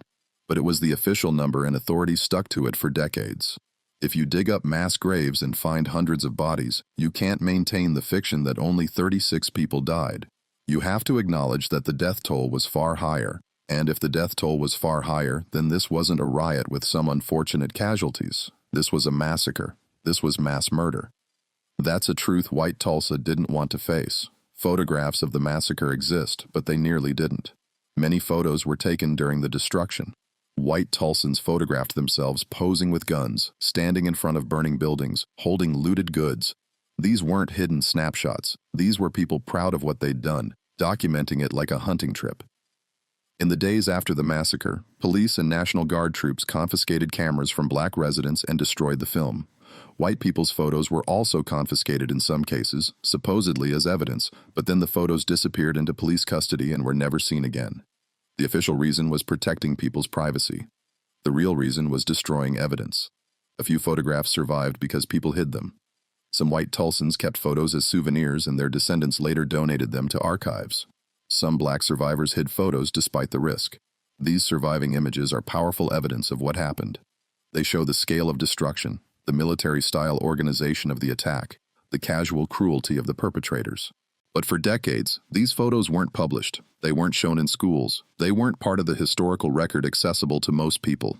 The visual evidence of the massacre was suppressed almost as thoroughly as the written evidence. Now, why go to all this effort to erase evidence? Because Tulsa's white leadership understood that what happened was indefensible. If the full truth came out, there might be federal intervention. There might be prosecutions. There might be compensation required. There would certainly be national embarrassment. Better to cover it up. Better to destroy records, suppress photos, deny the mass graves, threaten survivors into silence. Better to create a narrative of a race riot where both sides were at fault, where the destruction was regrettable but understandable, where the best thing to do is move on and never speak of it again. And this strategy worked incredibly. It worked. By the 1930s, many white Tulsans claimed not to know what happened in 1921. Oh, they knew something had happened. You can't destroy 35 blocks of a city and have people not notice, but the details became fuzzy. The official story was vague, and anyone who pressed for details was told it wasn't appropriate to discuss. Black survivors knew the truth. Obviously, they'd lived it, but they were terrorized into silence. Survivors who tried to talk about the massacre received visits from police or anonymous threats. If you keep talking about this, we'll finish what we started. That's not a veiled threat. That's a promise of murder. So, survivors learned to stay quiet. Some told their children what happened, but often in whispers as stories not to be repeated outside the family. Other survivors never told their children at all, afraid that even passing on the story might bring danger. The trauma was buried, internalized, carried silently. White Tulsans maintained a gentleman's agreement never to discuss 1921. If it came up, you changed the subject. You didn't talk about it in polite company. You certainly didn't teach it in schools. Tulsa's history books made no mention of the massacre. Oklahoma's state history curriculum ignored it entirely. By the 1950s, young people growing up in Tulsa, both black and white, often didn't know it had happened. This is how history gets erased, not all at once, but gradually. Destroy the records, suppress the photos, threaten the survivors, don't teach it in schools, wait for people to die, and eventually the crime is forgotten. Except it wasn't completely forgotten. Black Tulsa remembered, even if they couldn't speak openly. The empty lots where businesses used to stand were reminders. The families who left and never returned were reminders. The trauma passed down through generations was a reminder. You don't forget something like this, even if you're not allowed to talk about it, and some people refuse to stay silent. Some survivors, particularly as they got older and felt they had less to lose, began telling their stories. In the 1970s and 1980s, a few historians, both black and white, began researching what happened. They interviewed survivors. They found the hidden photographs. They discovered that the official story was a lie, but it would take until the 1990s, more than 70 years after the massacre, for Oklahoma to officially acknowledge what happened. It would take until 2001 for a comprehensive state report to be issued.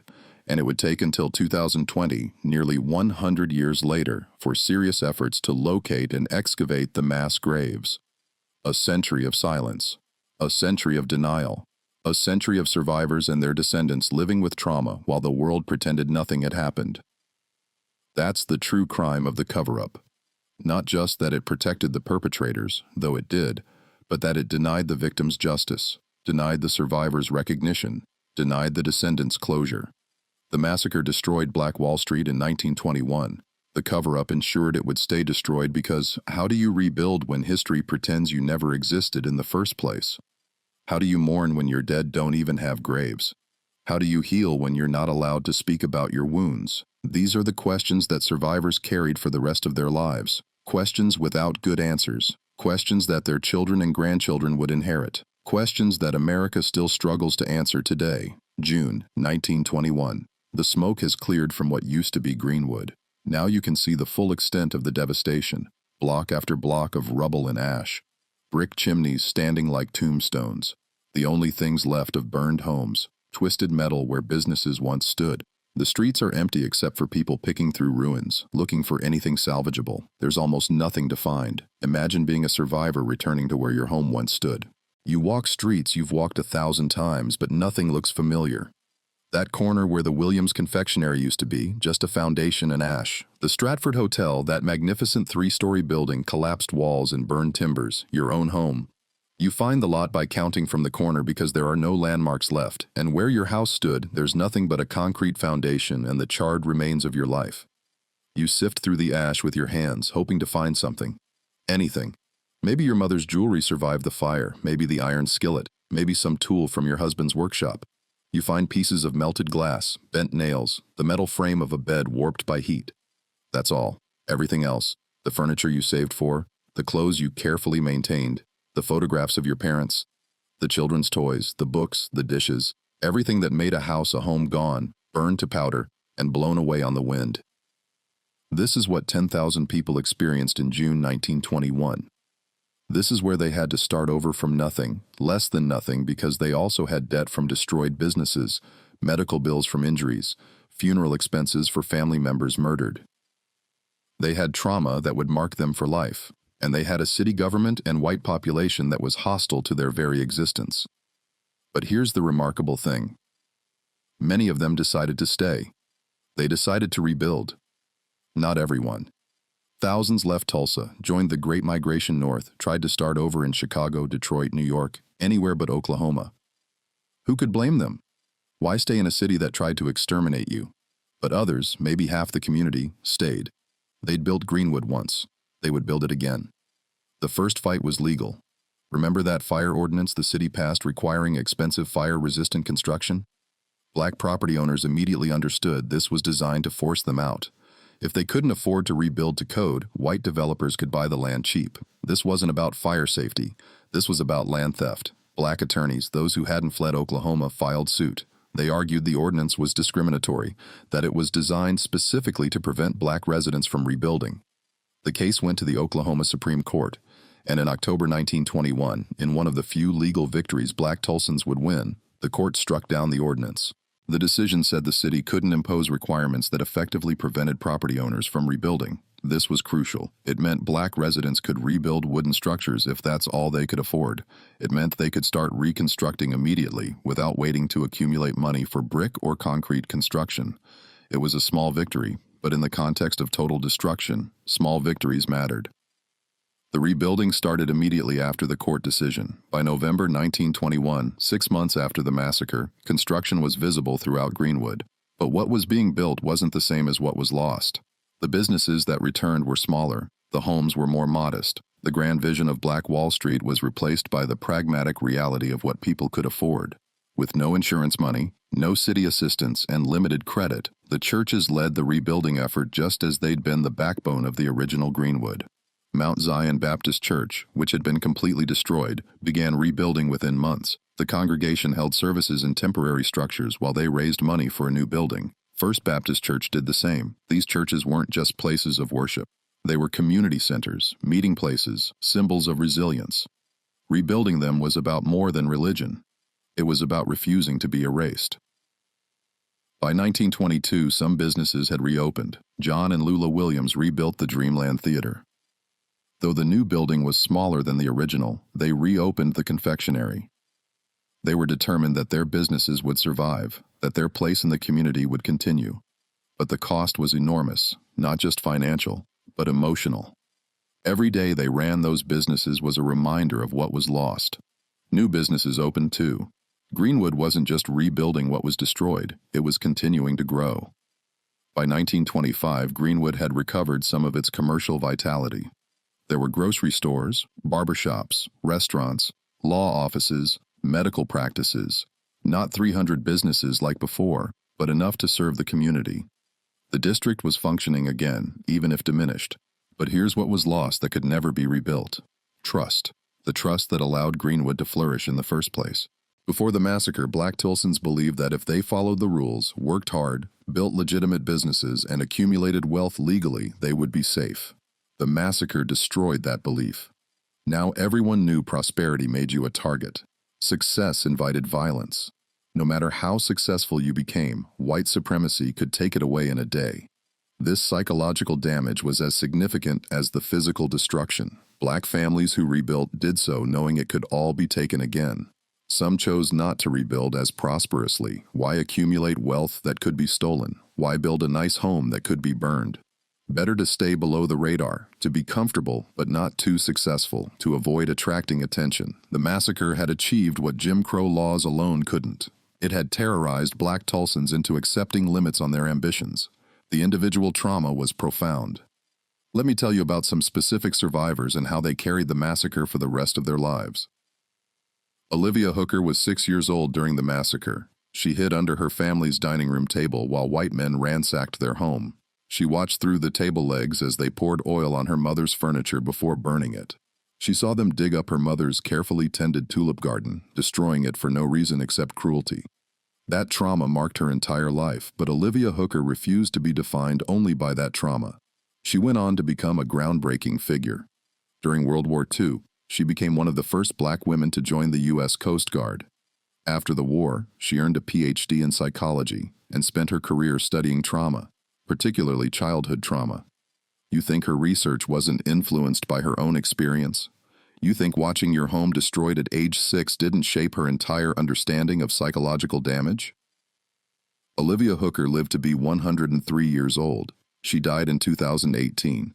For nearly a century, she carried the memory of the massacre. In her later years, she spoke openly about it, testifying before committees, giving interviews, ensuring the story wouldn't die with her generation. She was one of the last living links to 1921, and she used that position to demand justice.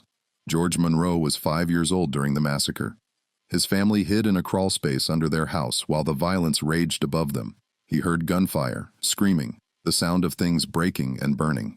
He heard his mother praying desperately, quietly, trying not to make noise that would attract the mob. He spent hours in that crawlspace, terrified, not understanding what was happening or why. George Monroe didn't talk about the massacre for 70 years. Not to his children, not to his friends. He buried it deep inside and tried to live his life. But trauma doesn't disappear just because you don't talk about it.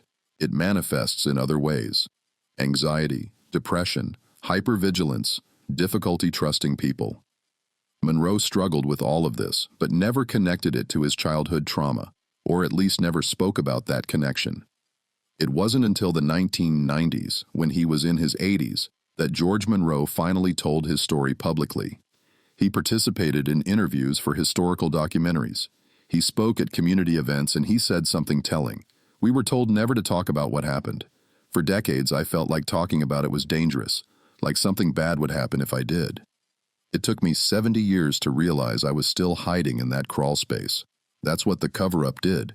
It didn't just hide the massacre from history, it trapped survivors in their trauma, made them afraid to process what they'd experienced, forced them to carry their pain in silence. The psychological damage compounded across decades. Kenny Booker was a child during the massacre. He watched his father shot by white attackers. He watched his mother carry him miles to safety, running while pregnant, desperate to save her children. His father died from his wounds days later, never receiving proper medical care because Black Tulsans couldn't access white hospitals, and Greenwood's hospital had been destroyed. Kenny Booker grew up without a father because of the massacre. He grew up in poverty because the family's business was destroyed, and his mother couldn't rebuild it alone. He grew up with nightmares that persisted into adulthood. He dealt with PTSD before anyone used that term. And he dealt with anger, deep justified anger at a system that killed his father and faced no consequences. Booker became a pastor. He used his faith to process his trauma, to find some way to live with what he'd experienced. But even faith couldn't erase the pain or the injustice. In his sermons, he sometimes talked about forgiveness, about letting go of anger, about moving forward. But he also talked about justice, about accountability, about the need to confront evil rather than ignore it. His theology was shaped by his trauma. These three survivors, Hooker, Monroe, Booker, represent thousands of others who carried similar trauma. Each survivor had a story of loss, of terror, of injustice. Each one dealt with it differently. Some became activists, some withdrew into silence, some turned to religion or community work or education. But all of them were marked by what happened in 1921, and they passed that trauma to their children, not always explicitly. Sometimes children grew up sensing that something terrible had happened, but not knowing what. They noticed their parents' fear, their reluctance to trust white people, their warnings to be careful, to not attract attention, to always be aware of danger. This hypervigilance, this sense that safety is conditional and temporary, became part of Black Tulsa's cultural inheritance. Let's talk about money, not in an abstract way, but in a specific, calculable way. Because the true cost of the Tulsa Massacre isn't just the immediate property damage. It's the generational wealth that was stolen and never recovered. In 1921, the estimated property damage was $1.5 to $2 million. In today's dollars, that's about $27 to $35 million. That's substantial. But that's not the real loss. The real loss is what that wealth would have become over the next century if it hadn't been destroyed. Let me explain with a specific example. Owen Gurley owned multiple properties in Greenwood in 1921. His land and buildings were worth approximately $150,000 in 1921, about $2.6 million today. But if Gurley had been able to keep those properties, maintain them, collect rent, reinvest profits, and pass them to his children, what would they be worth now? Conservative estimates suggest tens of millions of dollars. Instead, Gurley got nothing. His properties were destroyed. Insurance didn't pay. He couldn't afford to fully rebuild. He eventually left Tulsa and died in California in 1935. His wealth lost, his dreams destroyed. His descendants inherited nothing except the story of what was taken from them. Multiply that by the hundreds of property owners in Greenwood. Each one lost not just current value, but future value. Their children couldn't inherit property. Their grandchildren couldn't benefit from family wealth. The compounding effect of wealth across generations, which is how most wealthy families in America built their fortunes, was denied to Black Tulsans.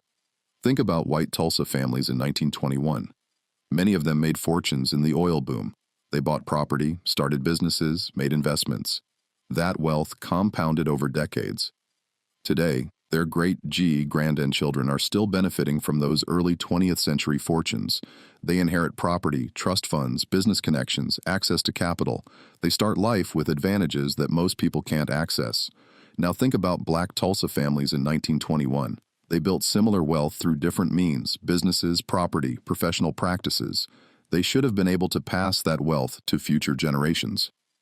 Their great-grandchildren should be benefiting from those early 20th century achievements. But instead, those descendants started with nothing or less than nothing because the trauma and the poverty created barriers that compounded across generations. Economists have tried to calculate this loss. Conservative estimates suggest that each family that lost property in the massacre lost between $100,000 and $200,000 in potential generational wealth. That's the value their property would have accumulated if it had been passed down through 4 generations with normal appreciation and investment returns. For the community as a whole, the loss is in the billions. Literally billions of dollars in wealth that should exist in Black Tulsa but doesn't.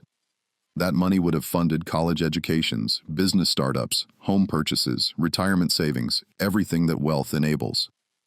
Instead, descendants of massacre survivors have struggled with poverty, limited opportunities, and the ongoing effects of stolen wealth. But it's not just about money, it's about what money provides: stability, security, options. If your grandparents owned property, you have a safety net. If your parents inherited wealth, you can take risks that others can't. You can start a business knowing failure won't destroy you. You can attend college without crippling debt. You can buy a home with help for the down payment. You can retire comfortably knowing you won't be a burden on your children. Descendants of massacre survivors didn't have these advantages. They started each generation from scratch or close to it. They couldn't afford to fail. They couldn't take the same risks. They had to be more cautious, more conservative, more focused on immediate survival rather than long-term building. This is the ripple effect of stolen wealth. And there's the psychological component. Growing up knowing that your family once had wealth, that your great-grandfather owned a successful business, that your great-grandmother's home was beautiful, and that it was all taken by violence. That shapes your worldview. It creates a sense of precarity, a belief that what you build can be taken. It makes it hard to plan for the future when history taught you that the future can be stolen. Let me trace what happened to Greenwood through the decades after 1921, because the story doesn't end with the rebuilding. It's a story of slow decline, of dreams deferred, of a community that survived but never fully recovered. 1920s to 1930s. The rebuilding continues, but Greenwood is smaller than before. The Great Depression hits everyone hard, but Black Tulsans have less cushion because they never recovered from 1921. Businesses close, families struggle. The district maintains some vitality, but it's a shadow of Black Wall Street's glory days. 1940s World War II brings some economic revival. Black Tulsans work in war industries. Veterans return with new skills and GI Bill benefits. Greenwood experiences a small renaissance. New businesses open. Some prosperity returns. But it's still not what it was in 1921. 1950s to 1960s. Civil rights era. Legal segregation finally ends, which you'd think would be good for Black businesses. But integration has a double-edged. Black consumers can now shop at white stores, and many do because they're bigger and better stocked.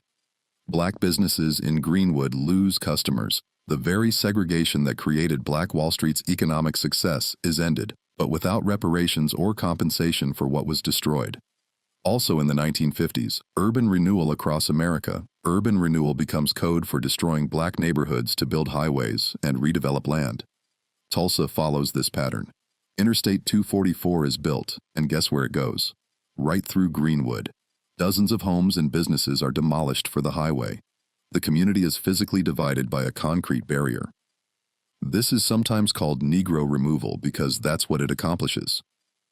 1960s to 1970s, Greenwood declines further. Young Black people leave for opportunities elsewhere. Businesses close as customers leave. Buildings fall into disrepair. The area becomes economically depressed. The prosperity of 1921 is a distant memory. Even the rebuilding of the 1920s is crumbling. 1980s to 1990s crack epidemic and urban decay. Greenwood, like many Black urban neighborhoods, is devastated by drugs, crime, and disinvestment.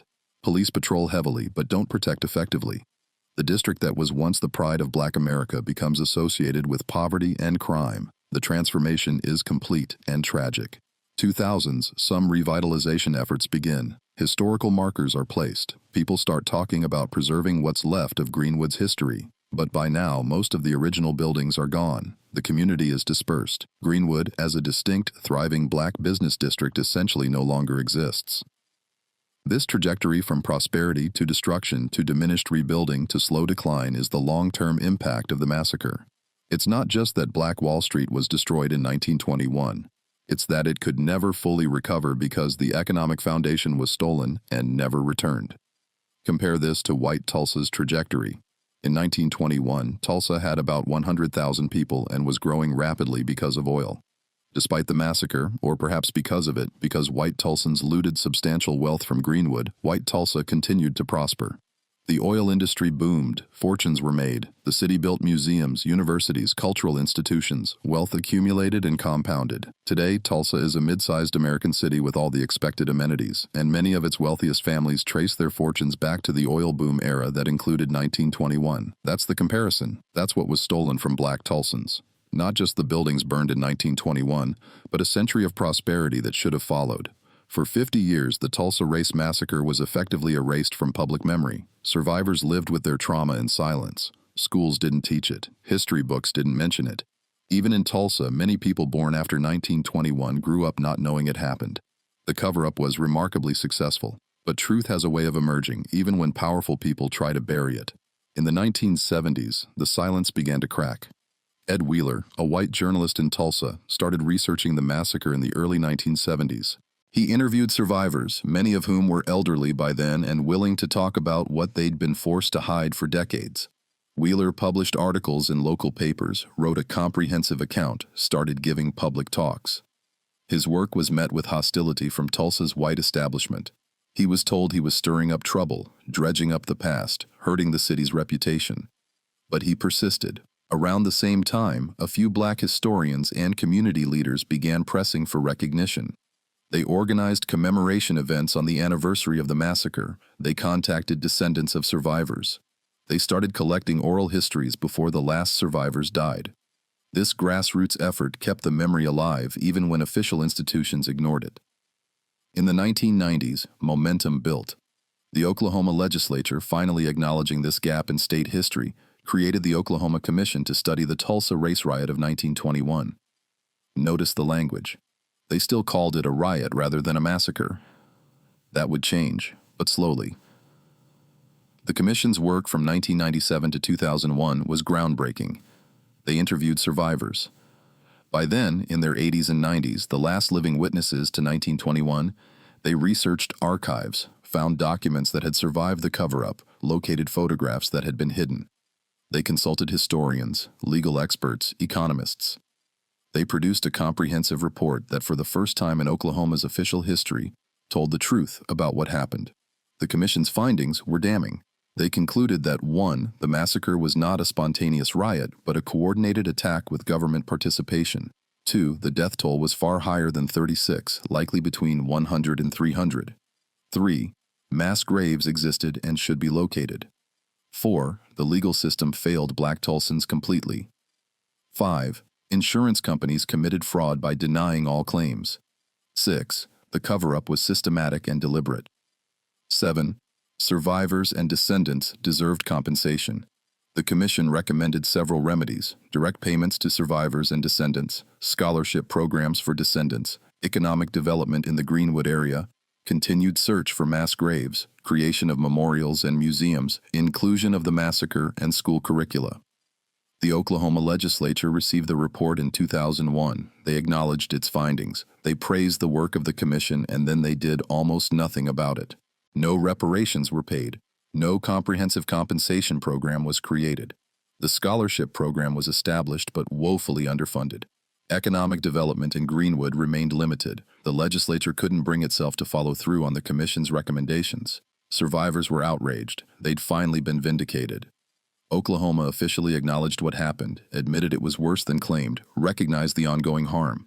But vindication without compensation is just more injustice. It's saying, yes, we stole from you. Yes, it was terrible, but no, we're not giving anything back. In 2003, survivors and descendants filed a federal lawsuit seeking reparations. The lawsuit named the state of Oklahoma, the city of Tulsa, and other defendants. It sought compensation for property loss, personal injury, and ongoing harm. The plaintiffs argued that the statute of limitations shouldn't apply because the cover-up prevented them from knowing the full extent of their claims earlier. The case was Alexander Visa, Oklahoma. It wound through the courts, generating hope among survivors that finally, after more than 80 years, they might receive justice.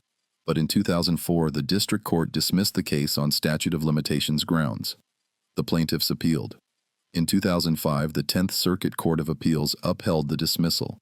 The plaintiffs sought Supreme Court review. In 2006, the Supreme Court refused to hear the case. That was it. No compensation, no reparations. The legal system that had failed Black Tulsans in 1921 failed them again in 2003 to 2006. The message was clear. Too much time has passed. The law can't help you. Your claims are too old. Your suffering doesn't warrant remedy. Imagine being a survivor in your 90s watching this unfold. You've lived your entire life with the trauma. You've watched your family struggle with stolen wealth's consequences. You've waited decades to even be allowed to speak about what happened. And when you finally tell your story, when Oklahoma finally admits you were wronged, the courts say, sorry, too late, we can't help you. Otis Clark, a survivor interviewed in 1999 before his death, said, "They bombed us from the air. They shot us in the streets and then they told us to forget it ever happened. How do you forget something like that? Now they say, yes, it happened. Yes, it was terrible. But no, we can't pay you because too much time has passed. Time passed because they made us be quiet." Wes Young, another survivor interviewed in 2000, said, "I lost my childhood that day. I lost my innocence. I lost my belief that America meant what it said in those history books about justice and equality. And now I'm supposed to accept that justice is still denied because of a technicality. After everything they did to us, after everything they took, they can't even give us this." These quotes capture the frustration and pain of survivors who were denied justice twice. Once in 1921, and again in 2003 to 2006. They'd lived long enough to see the truth acknowledged, but not long enough to see it remedied. Most of the survivors who filed suit died before it was resolved. They died without compensation, without reparations, without the material justice they deserved. But the legal failure didn't end the fight. Descendants continued organizing. Community activists kept pressing for reparations. Historians continued researching, and public awareness grew, especially after 2016 when HBO's Watchmen series opened with a dramatization of the massacre. Millions of Americans saw it depicted on screen, many learning about it for the first time. "How did I never hear about this?" became a common response. That question itself is damning. How does one of the worst incidents of racial violence in American history get omitted from history books, from school curricula, from the national narrative? The answer is what this entire documentary has been about. Deliberate erasure, systematic cover-up, generations of silence enforced by threats and intimidation. By 2020 to 2021, as the 100th anniversary approached, Tulsa could no longer ignore its history. National media coverage increased. President Biden visited Tulsa and met with the 3 surviving eyewitnesses. Politicians gave speeches acknowledging the massacre. Promises were made about memorials and education and economic development. But survivors wanted more than acknowledgement. They wanted compensation. 3 survivors, Viola Fletcher, Lacey Benningfield Randall, and Hughes Van Ellis, filed a new lawsuit in 2021 seeking reparations. They were 107, 107, and 100 years old, respectively. Think about that. Living 100-plus years carrying this trauma, still fighting for justice. Viola Fletcher testified before Congress in 2021.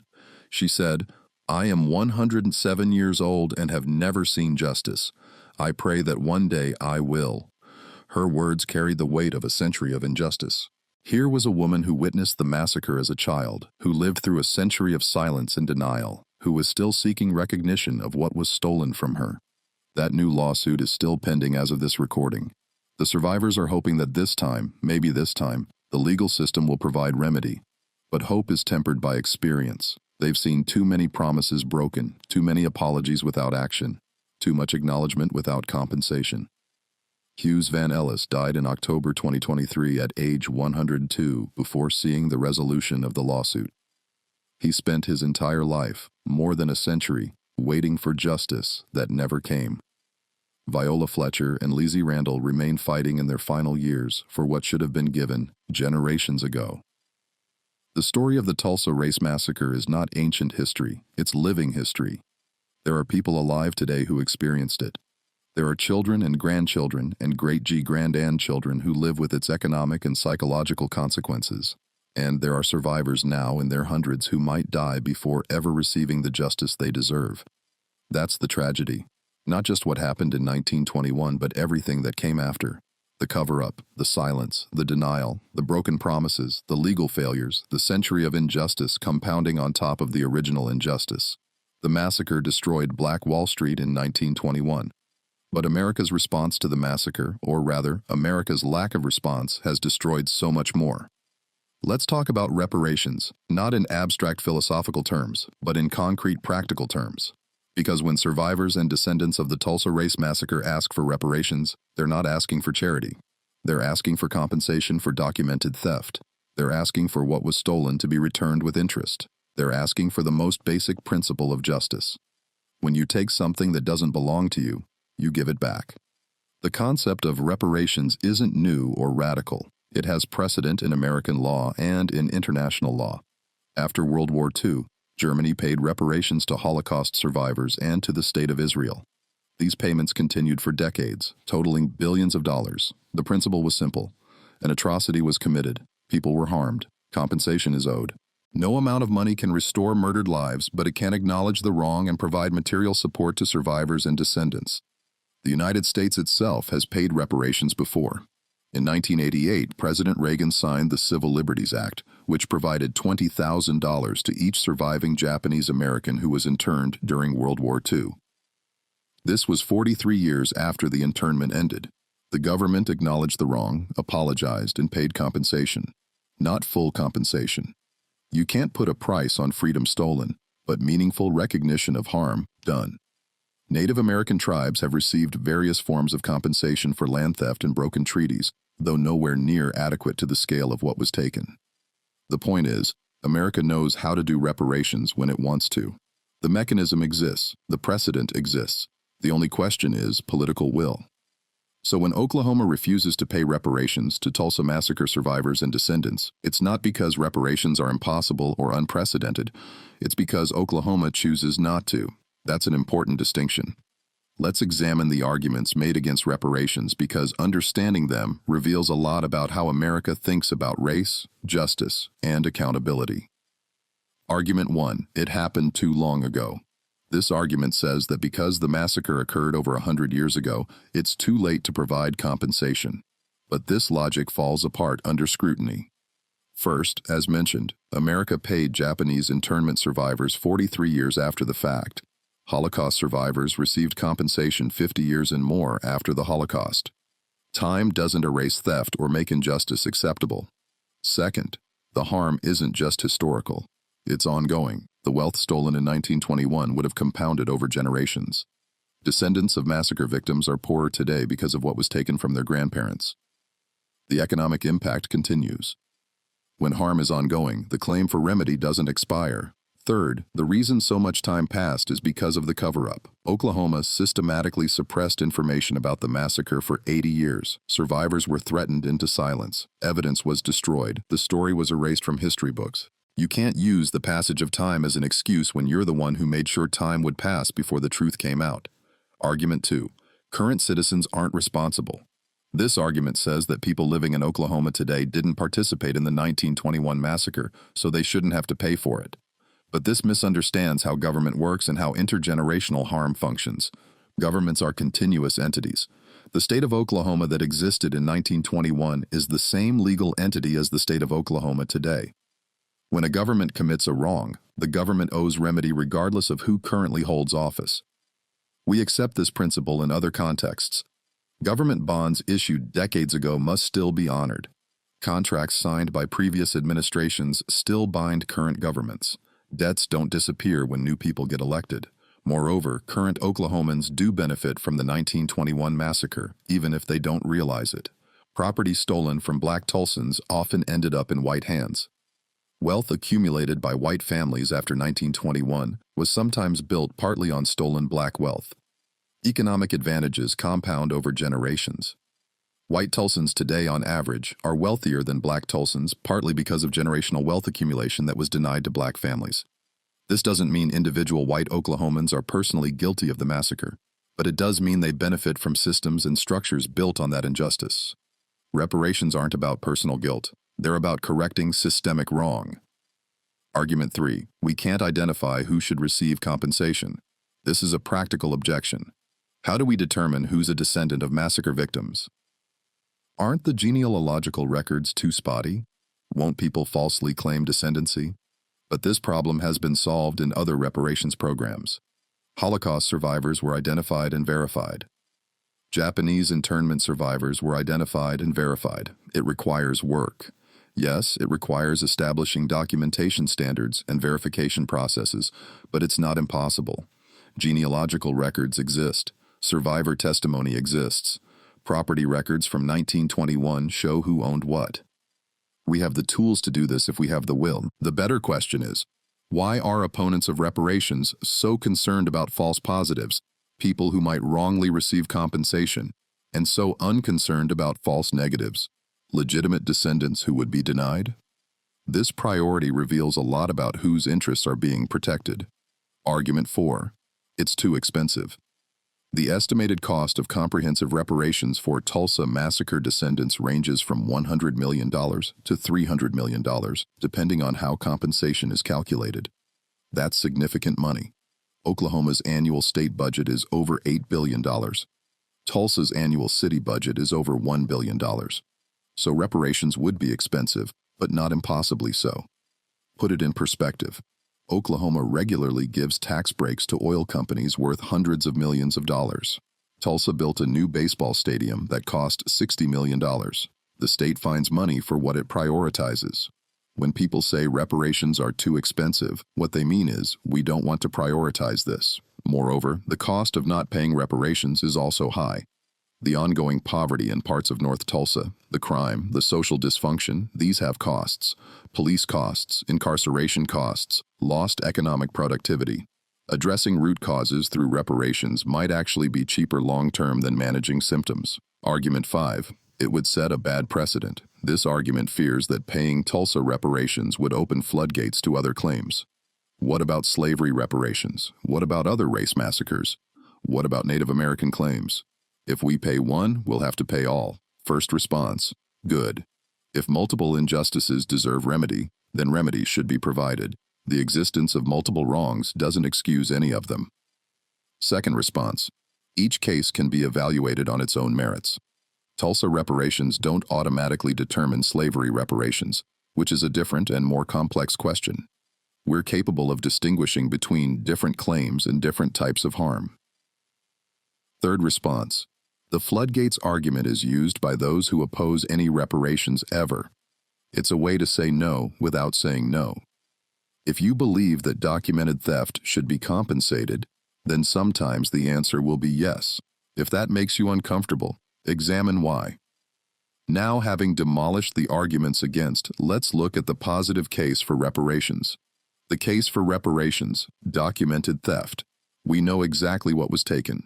Property records show who owned what. Insurance claims document value. We have photographs of the destruction. This isn't speculative or vague. This is documented, verifiable theft on a massive scale. No compensation ever given. Unlike some historical wrongs where partial remedy was eventually provided, Tulsa Massacre victims received literally nothing. Zero insurance payouts, zero government assistance, zero compensation of any kind. The debt is entirely unpaid. Identifiable harm. The economic damage is calculable. Economists can estimate the compounding value of stolen wealth. We can determine how much poorer descendants are because of what was taken. This isn't abstract harm. This is measurable, quantifiable damage. Living victims. As of this recording, survivors still live. They can testify to what was taken. They can receive compensation directly. This isn't distant history. These are people who experienced the trauma and can personally benefit from remedy. Moral obligation. Even if legal obstacles exist, Oklahoma has a moral duty to make this right. The state participated in the destruction. State officials helped cover it up. State courts denied insurance claims. State government has been complicit from beginning to end. Morally, the debt is clear. Practical benefits. Reparations would provide capital to a community that desperately needs it. That money would circulate in North Tulsa, starting businesses, buying homes, funding education. It would have multiplier effects throughout the local economy. Reparations aren't just moral, they're economically sound. The legal battles over Tulsa reparations reveal how American law often protects property rights over human rights. The statute of limitations, the legal principle that you can't sue after a certain time period, was used to dismiss survivors' claims. But think about what that means. The law protected the theft by making it irreversible after time passed. The 2003 Alexander v. Oklahoma lawsuit sought to overcome the statute of limitations by arguing that the cover-up prevented plaintiffs from knowing the full extent of their claims earlier. This is called fraudulent concealment. When someone hides a wrong to prevent you from suing about it. Oklahoma destroyed evidence, suppressed the story, threatened survivors. Surely that should extend the time allowed to sue, but the court said no. The statute of limitations was absolute. It didn't matter that Oklahoma had worked to prevent the claims from being filed earlier. It didn't matter that the cover-up was systematic and deliberate. The law, the court said, is clear. Too much time has passed. Case dismissed. This reveals something fundamental about American law. It often serves to protect the status quo rather than to provide justice.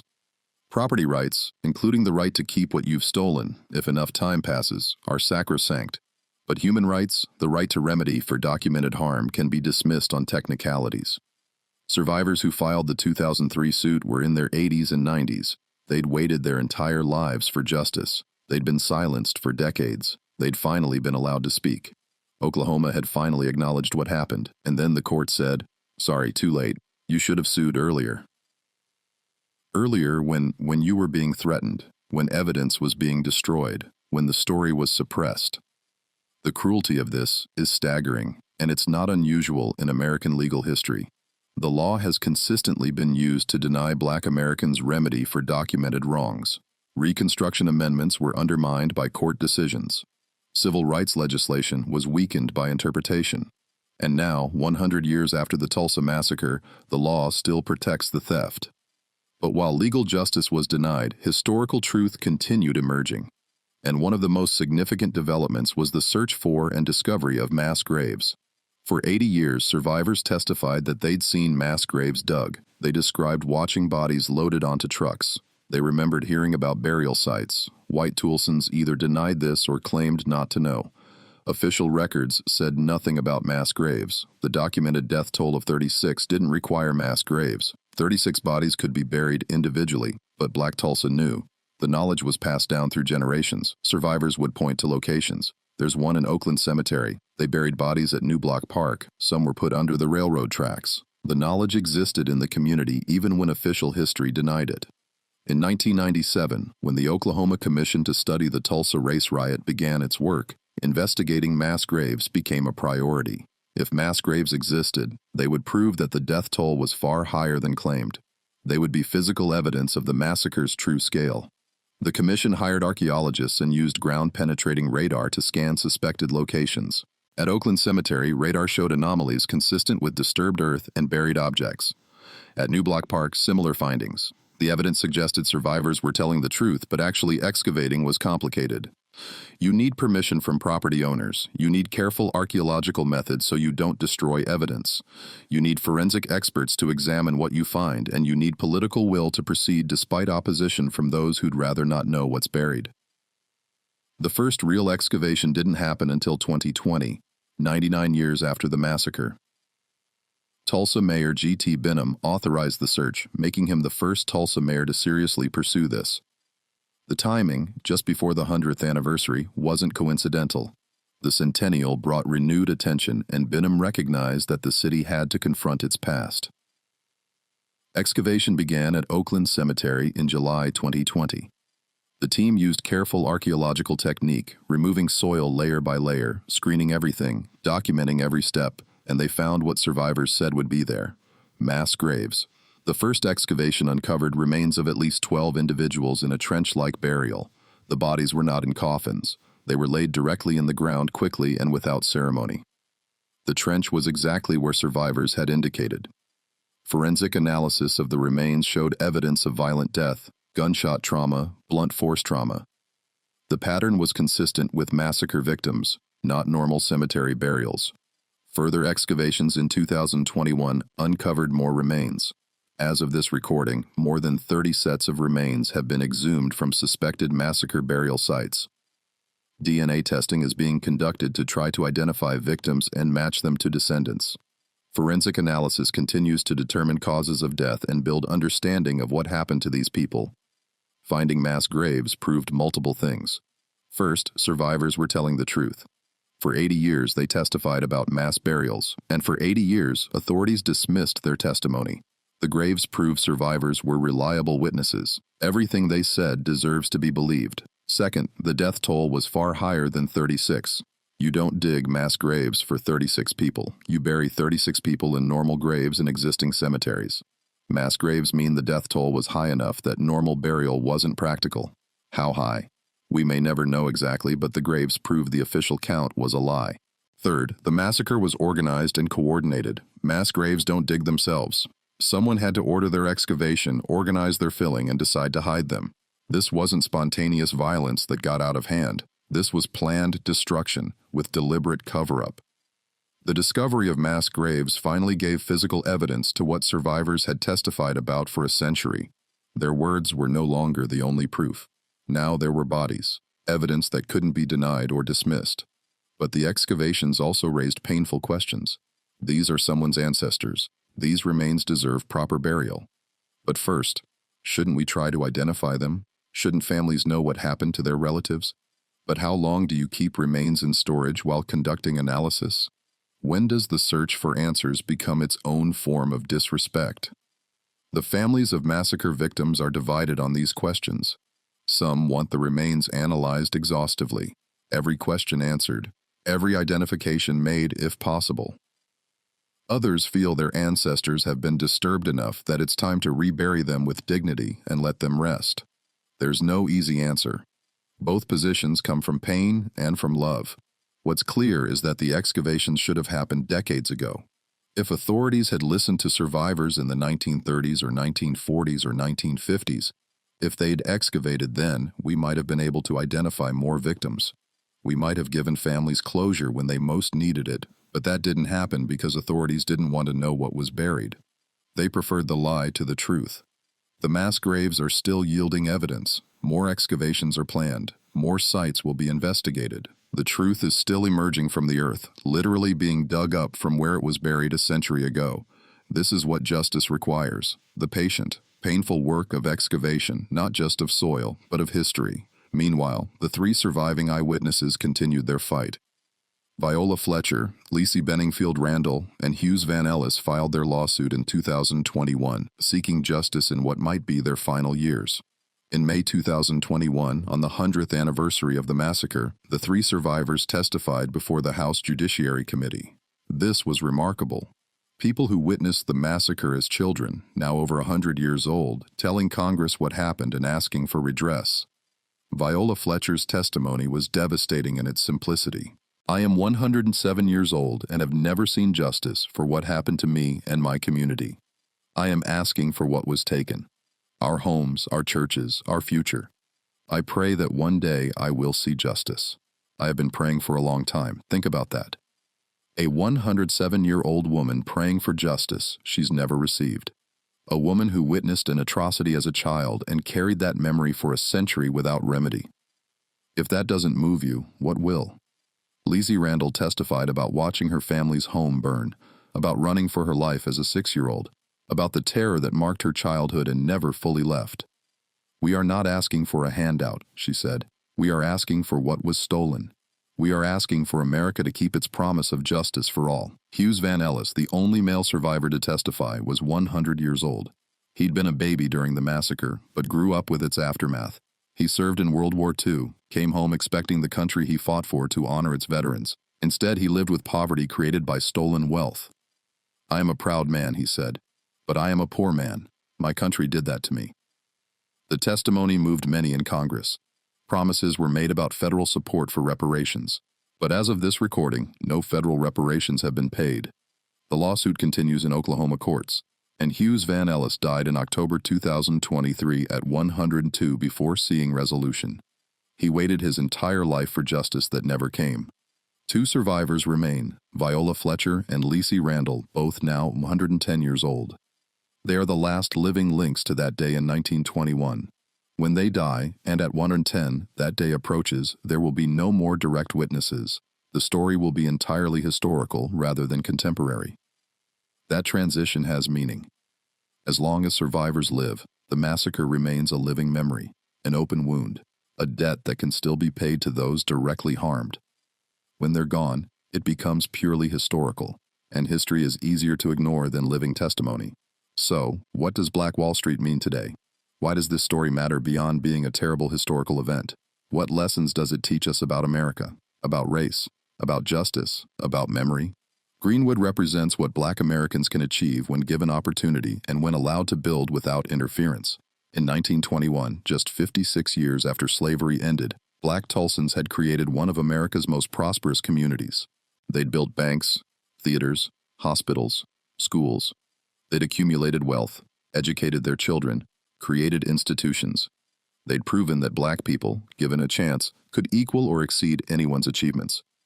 This matters because American racism has always claimed that Black poverty proves Black inferiority. But Greenwood proves the opposite. Black people were kept poor by design, by law, by violence. When those barriers were reduced, when Oklahoma Territory briefly allowed Black land ownership and business development, Black prosperity flourished. The problem wasn't Black capability. The problem was white supremacy. Today, when people talk about the racial wealth gap, Black Wall Street is the counterexample. Why don't Black people just build wealth like other groups? They ask.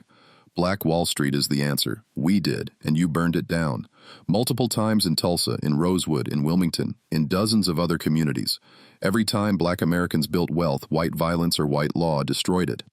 But the story isn't just about Black achievement, it's also about white backlash. Greenwood's prosperity threatened white supremacy's foundational lie that white people are naturally superior. If Black people could be as successful as white people, could accumulate as much wealth, could run businesses as competently, could create communities as beautiful, then what justified segregation? What justified discrimination? The massacre was white supremacy's answer: violence. If Black success can't be prevented by law, prevent it by terror. Make prosperity dangerous, make achievement risky. Teach Black Americans that building anything makes you a target. This is the logic of terrorism, and it worked. Greenwood never recovered its former glory because the lesson was learned. Success invites destruction. This pattern repeats throughout American history. Reconstruction governments with black officials were overthrown by violence. Black voting was suppressed by terrorism. Black businesses were burned by mobs.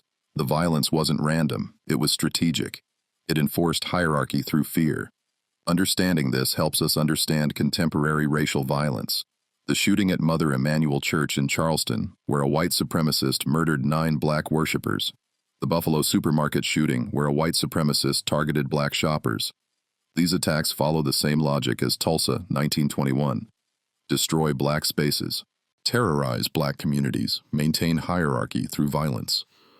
Perhaps the most disturbing aspect of the Tulsa story is how completely it was forgotten. This wasn't ancient history when the silence began.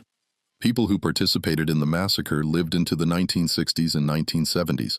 People who witnessed it lived into the 2000s and beyond. Yet by the 1950s, many Americans had never heard of it. By the 1970s, it was nearly erased from collective memory. This erasure was deliberate. Records were destroyed. Survivors were silenced. Schools didn't teach it. Historians didn't research it. For 50 years, one of the worst incidents of racial violence in American history was treated as if it never happened. How is that possible in a country that prides itself on truth and transparency? The answer is uncomfortable. America forgets what America wants to forget. We remember the history that makes us feel good, the triumphs, the heroism, the progress. We forget or minimize the history that makes us uncomfortable. The massacres, the terrorism, the systematic oppression. Tulsa was forgotten because remembering it requires confronting ugly truths about American racism, about law enforcement participation in racial violence, about Northern complicity. Many Tulsa attackers had migrated from northern states, about American capitalism's relationship with racial hierarchy. The forgetting wasn't passive, it was active policy by those in power, and it worked. Which raises the question, what else have we forgotten? What other massacres?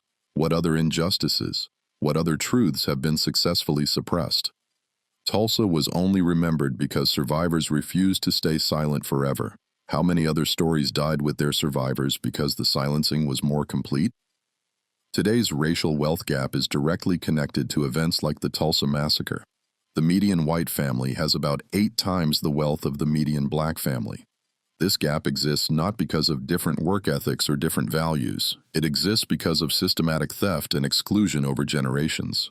Tulsa is a microcosm of this larger story. Black families accumulated wealth. That wealth was stolen. Insurance didn't compensate them.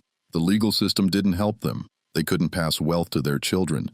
Their children started with nothing. Their grandchildren started with nothing.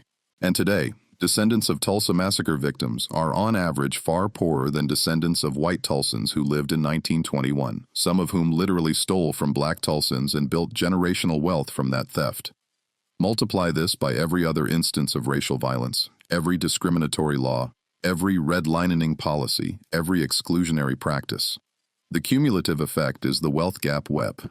It's not mysterious, it's not cultural. It's the predictable result of systematic theft and exclusion. Tulsa also helps us understand contemporary debates about police violence. In 1921, Tulsa police didn't just fail to protect black residents, they actively participated in the attack. They deputized the mob. They arrested the victims. They helped cover up the crimes. The entire law enforcement apparatus was complicit in racial violence. This isn't ancient history without modern relevance. The relationship between police and black communities has been marked by violence and betrayal from slavery through Jim Crow, through the Civil Rights era to today. Black Americans' distrust of police isn't paranoia, it's learned experience across generations. When police participated in massacring your grandparents' community, you don't easily trust police to protect your community. Contemporary police violence against black Americans, the shootings, the brutality, the over-policing exists in this historical context. It's not aberration, it's continuation. The specific tactics change, but the pattern of police serving to control black communities rather than protect them remains consistent. Finally, Black Wall Street challenges fundamental American mythology. America tells itself stories about steady progress, about expanding rights, about equal opportunity. The American dream says anyone can succeed through hard work. The civil rights narrative says, we overcame racism, and now we're all equal. Tulsa exposes these stories as incomplete at best, false at worst. Black Tulsans did everything right. They worked hard. They built businesses. They accumulated wealth legally. They followed every rule, and America destroyed them for it. The American dream for them became the American nightmare. The civil rights narrative of steady progress is also complicated by Tulsa. The massacre happened in 1921, after slavery ended, but before the civil rights movement. Black Tulsans weren't asking for integration. They weren't challenging white spaces. They were building their own separate community, accepting segregation's terms, and white Tulsa still destroyed them. This suggests that the problem wasn't black people overreaching or demanding too much. The problem was black success itself. Moreover, the fact that Tulsa was forgotten for 80 years undermines the progress narrative. If we've made so much progress, why did it take until the 1990s to officially acknowledge this massacre? Why are survivors still seeking justice in their hundreds? Why has meaningful reparation not been paid? The distance between American rhetoric about justice and American reality of injustice is vast, and Tulsa marks that distance clearly. So here we are, more than a century after the massacre. The story is finally being told widely. The truth is finally acknowledged. The mass graves are finally being excavated, but justice is still denied. Reparations are still refused, and the two surviving eyewitnesses are waiting in their 110th year of life for America to keep its promise. What should happen? The answer is straightforward. Immediate reparations. Pay the survivors. Viola Fletcher and Lacey Randall deserve compensation for what was stolen from them. They've waited 103 years. Pay them now while they live, not as charity, as debt owed. Descendant compensation. Establish a fund for verified descendants of massacre victims. Compensate them for generational wealth stolen. Use the Japanese internment model. Establish standards. Verify claims. Pay. Community investment. Invest heavily in North Tulsa economic development, education, housing, infrastructure. Not as reparations. This is separate, but as recognition that the area has been systematically neglected for a century. Full accounting. Continue excavating mass graves. Identify every victim possible. Give families closure. Build a comprehensive memorial listing every name. Educational mandate. Require the massacre to be taught in every Oklahoma school. Provide curricula. Train teachers. Make it mandatory. Extend this nationally. Every American should learn this history. Legal reform. Address the statute of limitations issue. When government covers up crimes, the time to sue should extend. Change the law to prevent future victims from being denied justice on technicalities. Acknowledgement and apology. A full formal apology from Oklahoma and from the United States. Not vague regret. Specific acknowledgement of what was done, who did it, and how government was complicit. This isn't radical. This is basic justice. This is what should have happened in 1922. That it didn't happen then is tragedy. That it still hasn't happened is ongoing injustice. The story of Black Wall Street is not over. It continues every day that justice is denied. It continues every day that survivors wait. It continues every day that descendants live with poverty created by theft. It continues every day that America refuses to confront its history honestly. But the story can have a different ending if we choose to act. If we demand reparations. If we insist on justice. If we refuse to let this story be forgotten again. Viola Fletcher said she prays every day for justice. She's 110 years old. How much longer should she pray? How much longer should she wait? How much longer should any survivor or descendant wait for America to keep its promises? The answer should be, not one more day. Justice delayed is justice denied. And 103 years is not delay, it's denial. Black Wall Street was destroyed in 1921, but its memory survives. Its lessons endure, and its demand for justice remains, echoing across a century, calling us to finally do what's right. The question is not what happened in Tulsa in 1921. We know what happened. The question is what we will do about it now. Will we continue the denial, continue the excuses, continue letting time erase responsibility? Or will we finally provide the justice that survivors have sought for more than a century? That question is addressed not to history, but to us, right now, today. What will we do? How will we answer? History is watching, the survivors are waiting, and time is running out. Time is running out. Time is running out. Time is running out. Time is running out. Time is running out. Time is running out. Time is running out. Time is running out. Time is running out. Time is running out. Time is running out. Time is running out. Time is running out. Time is running out. Time is running out.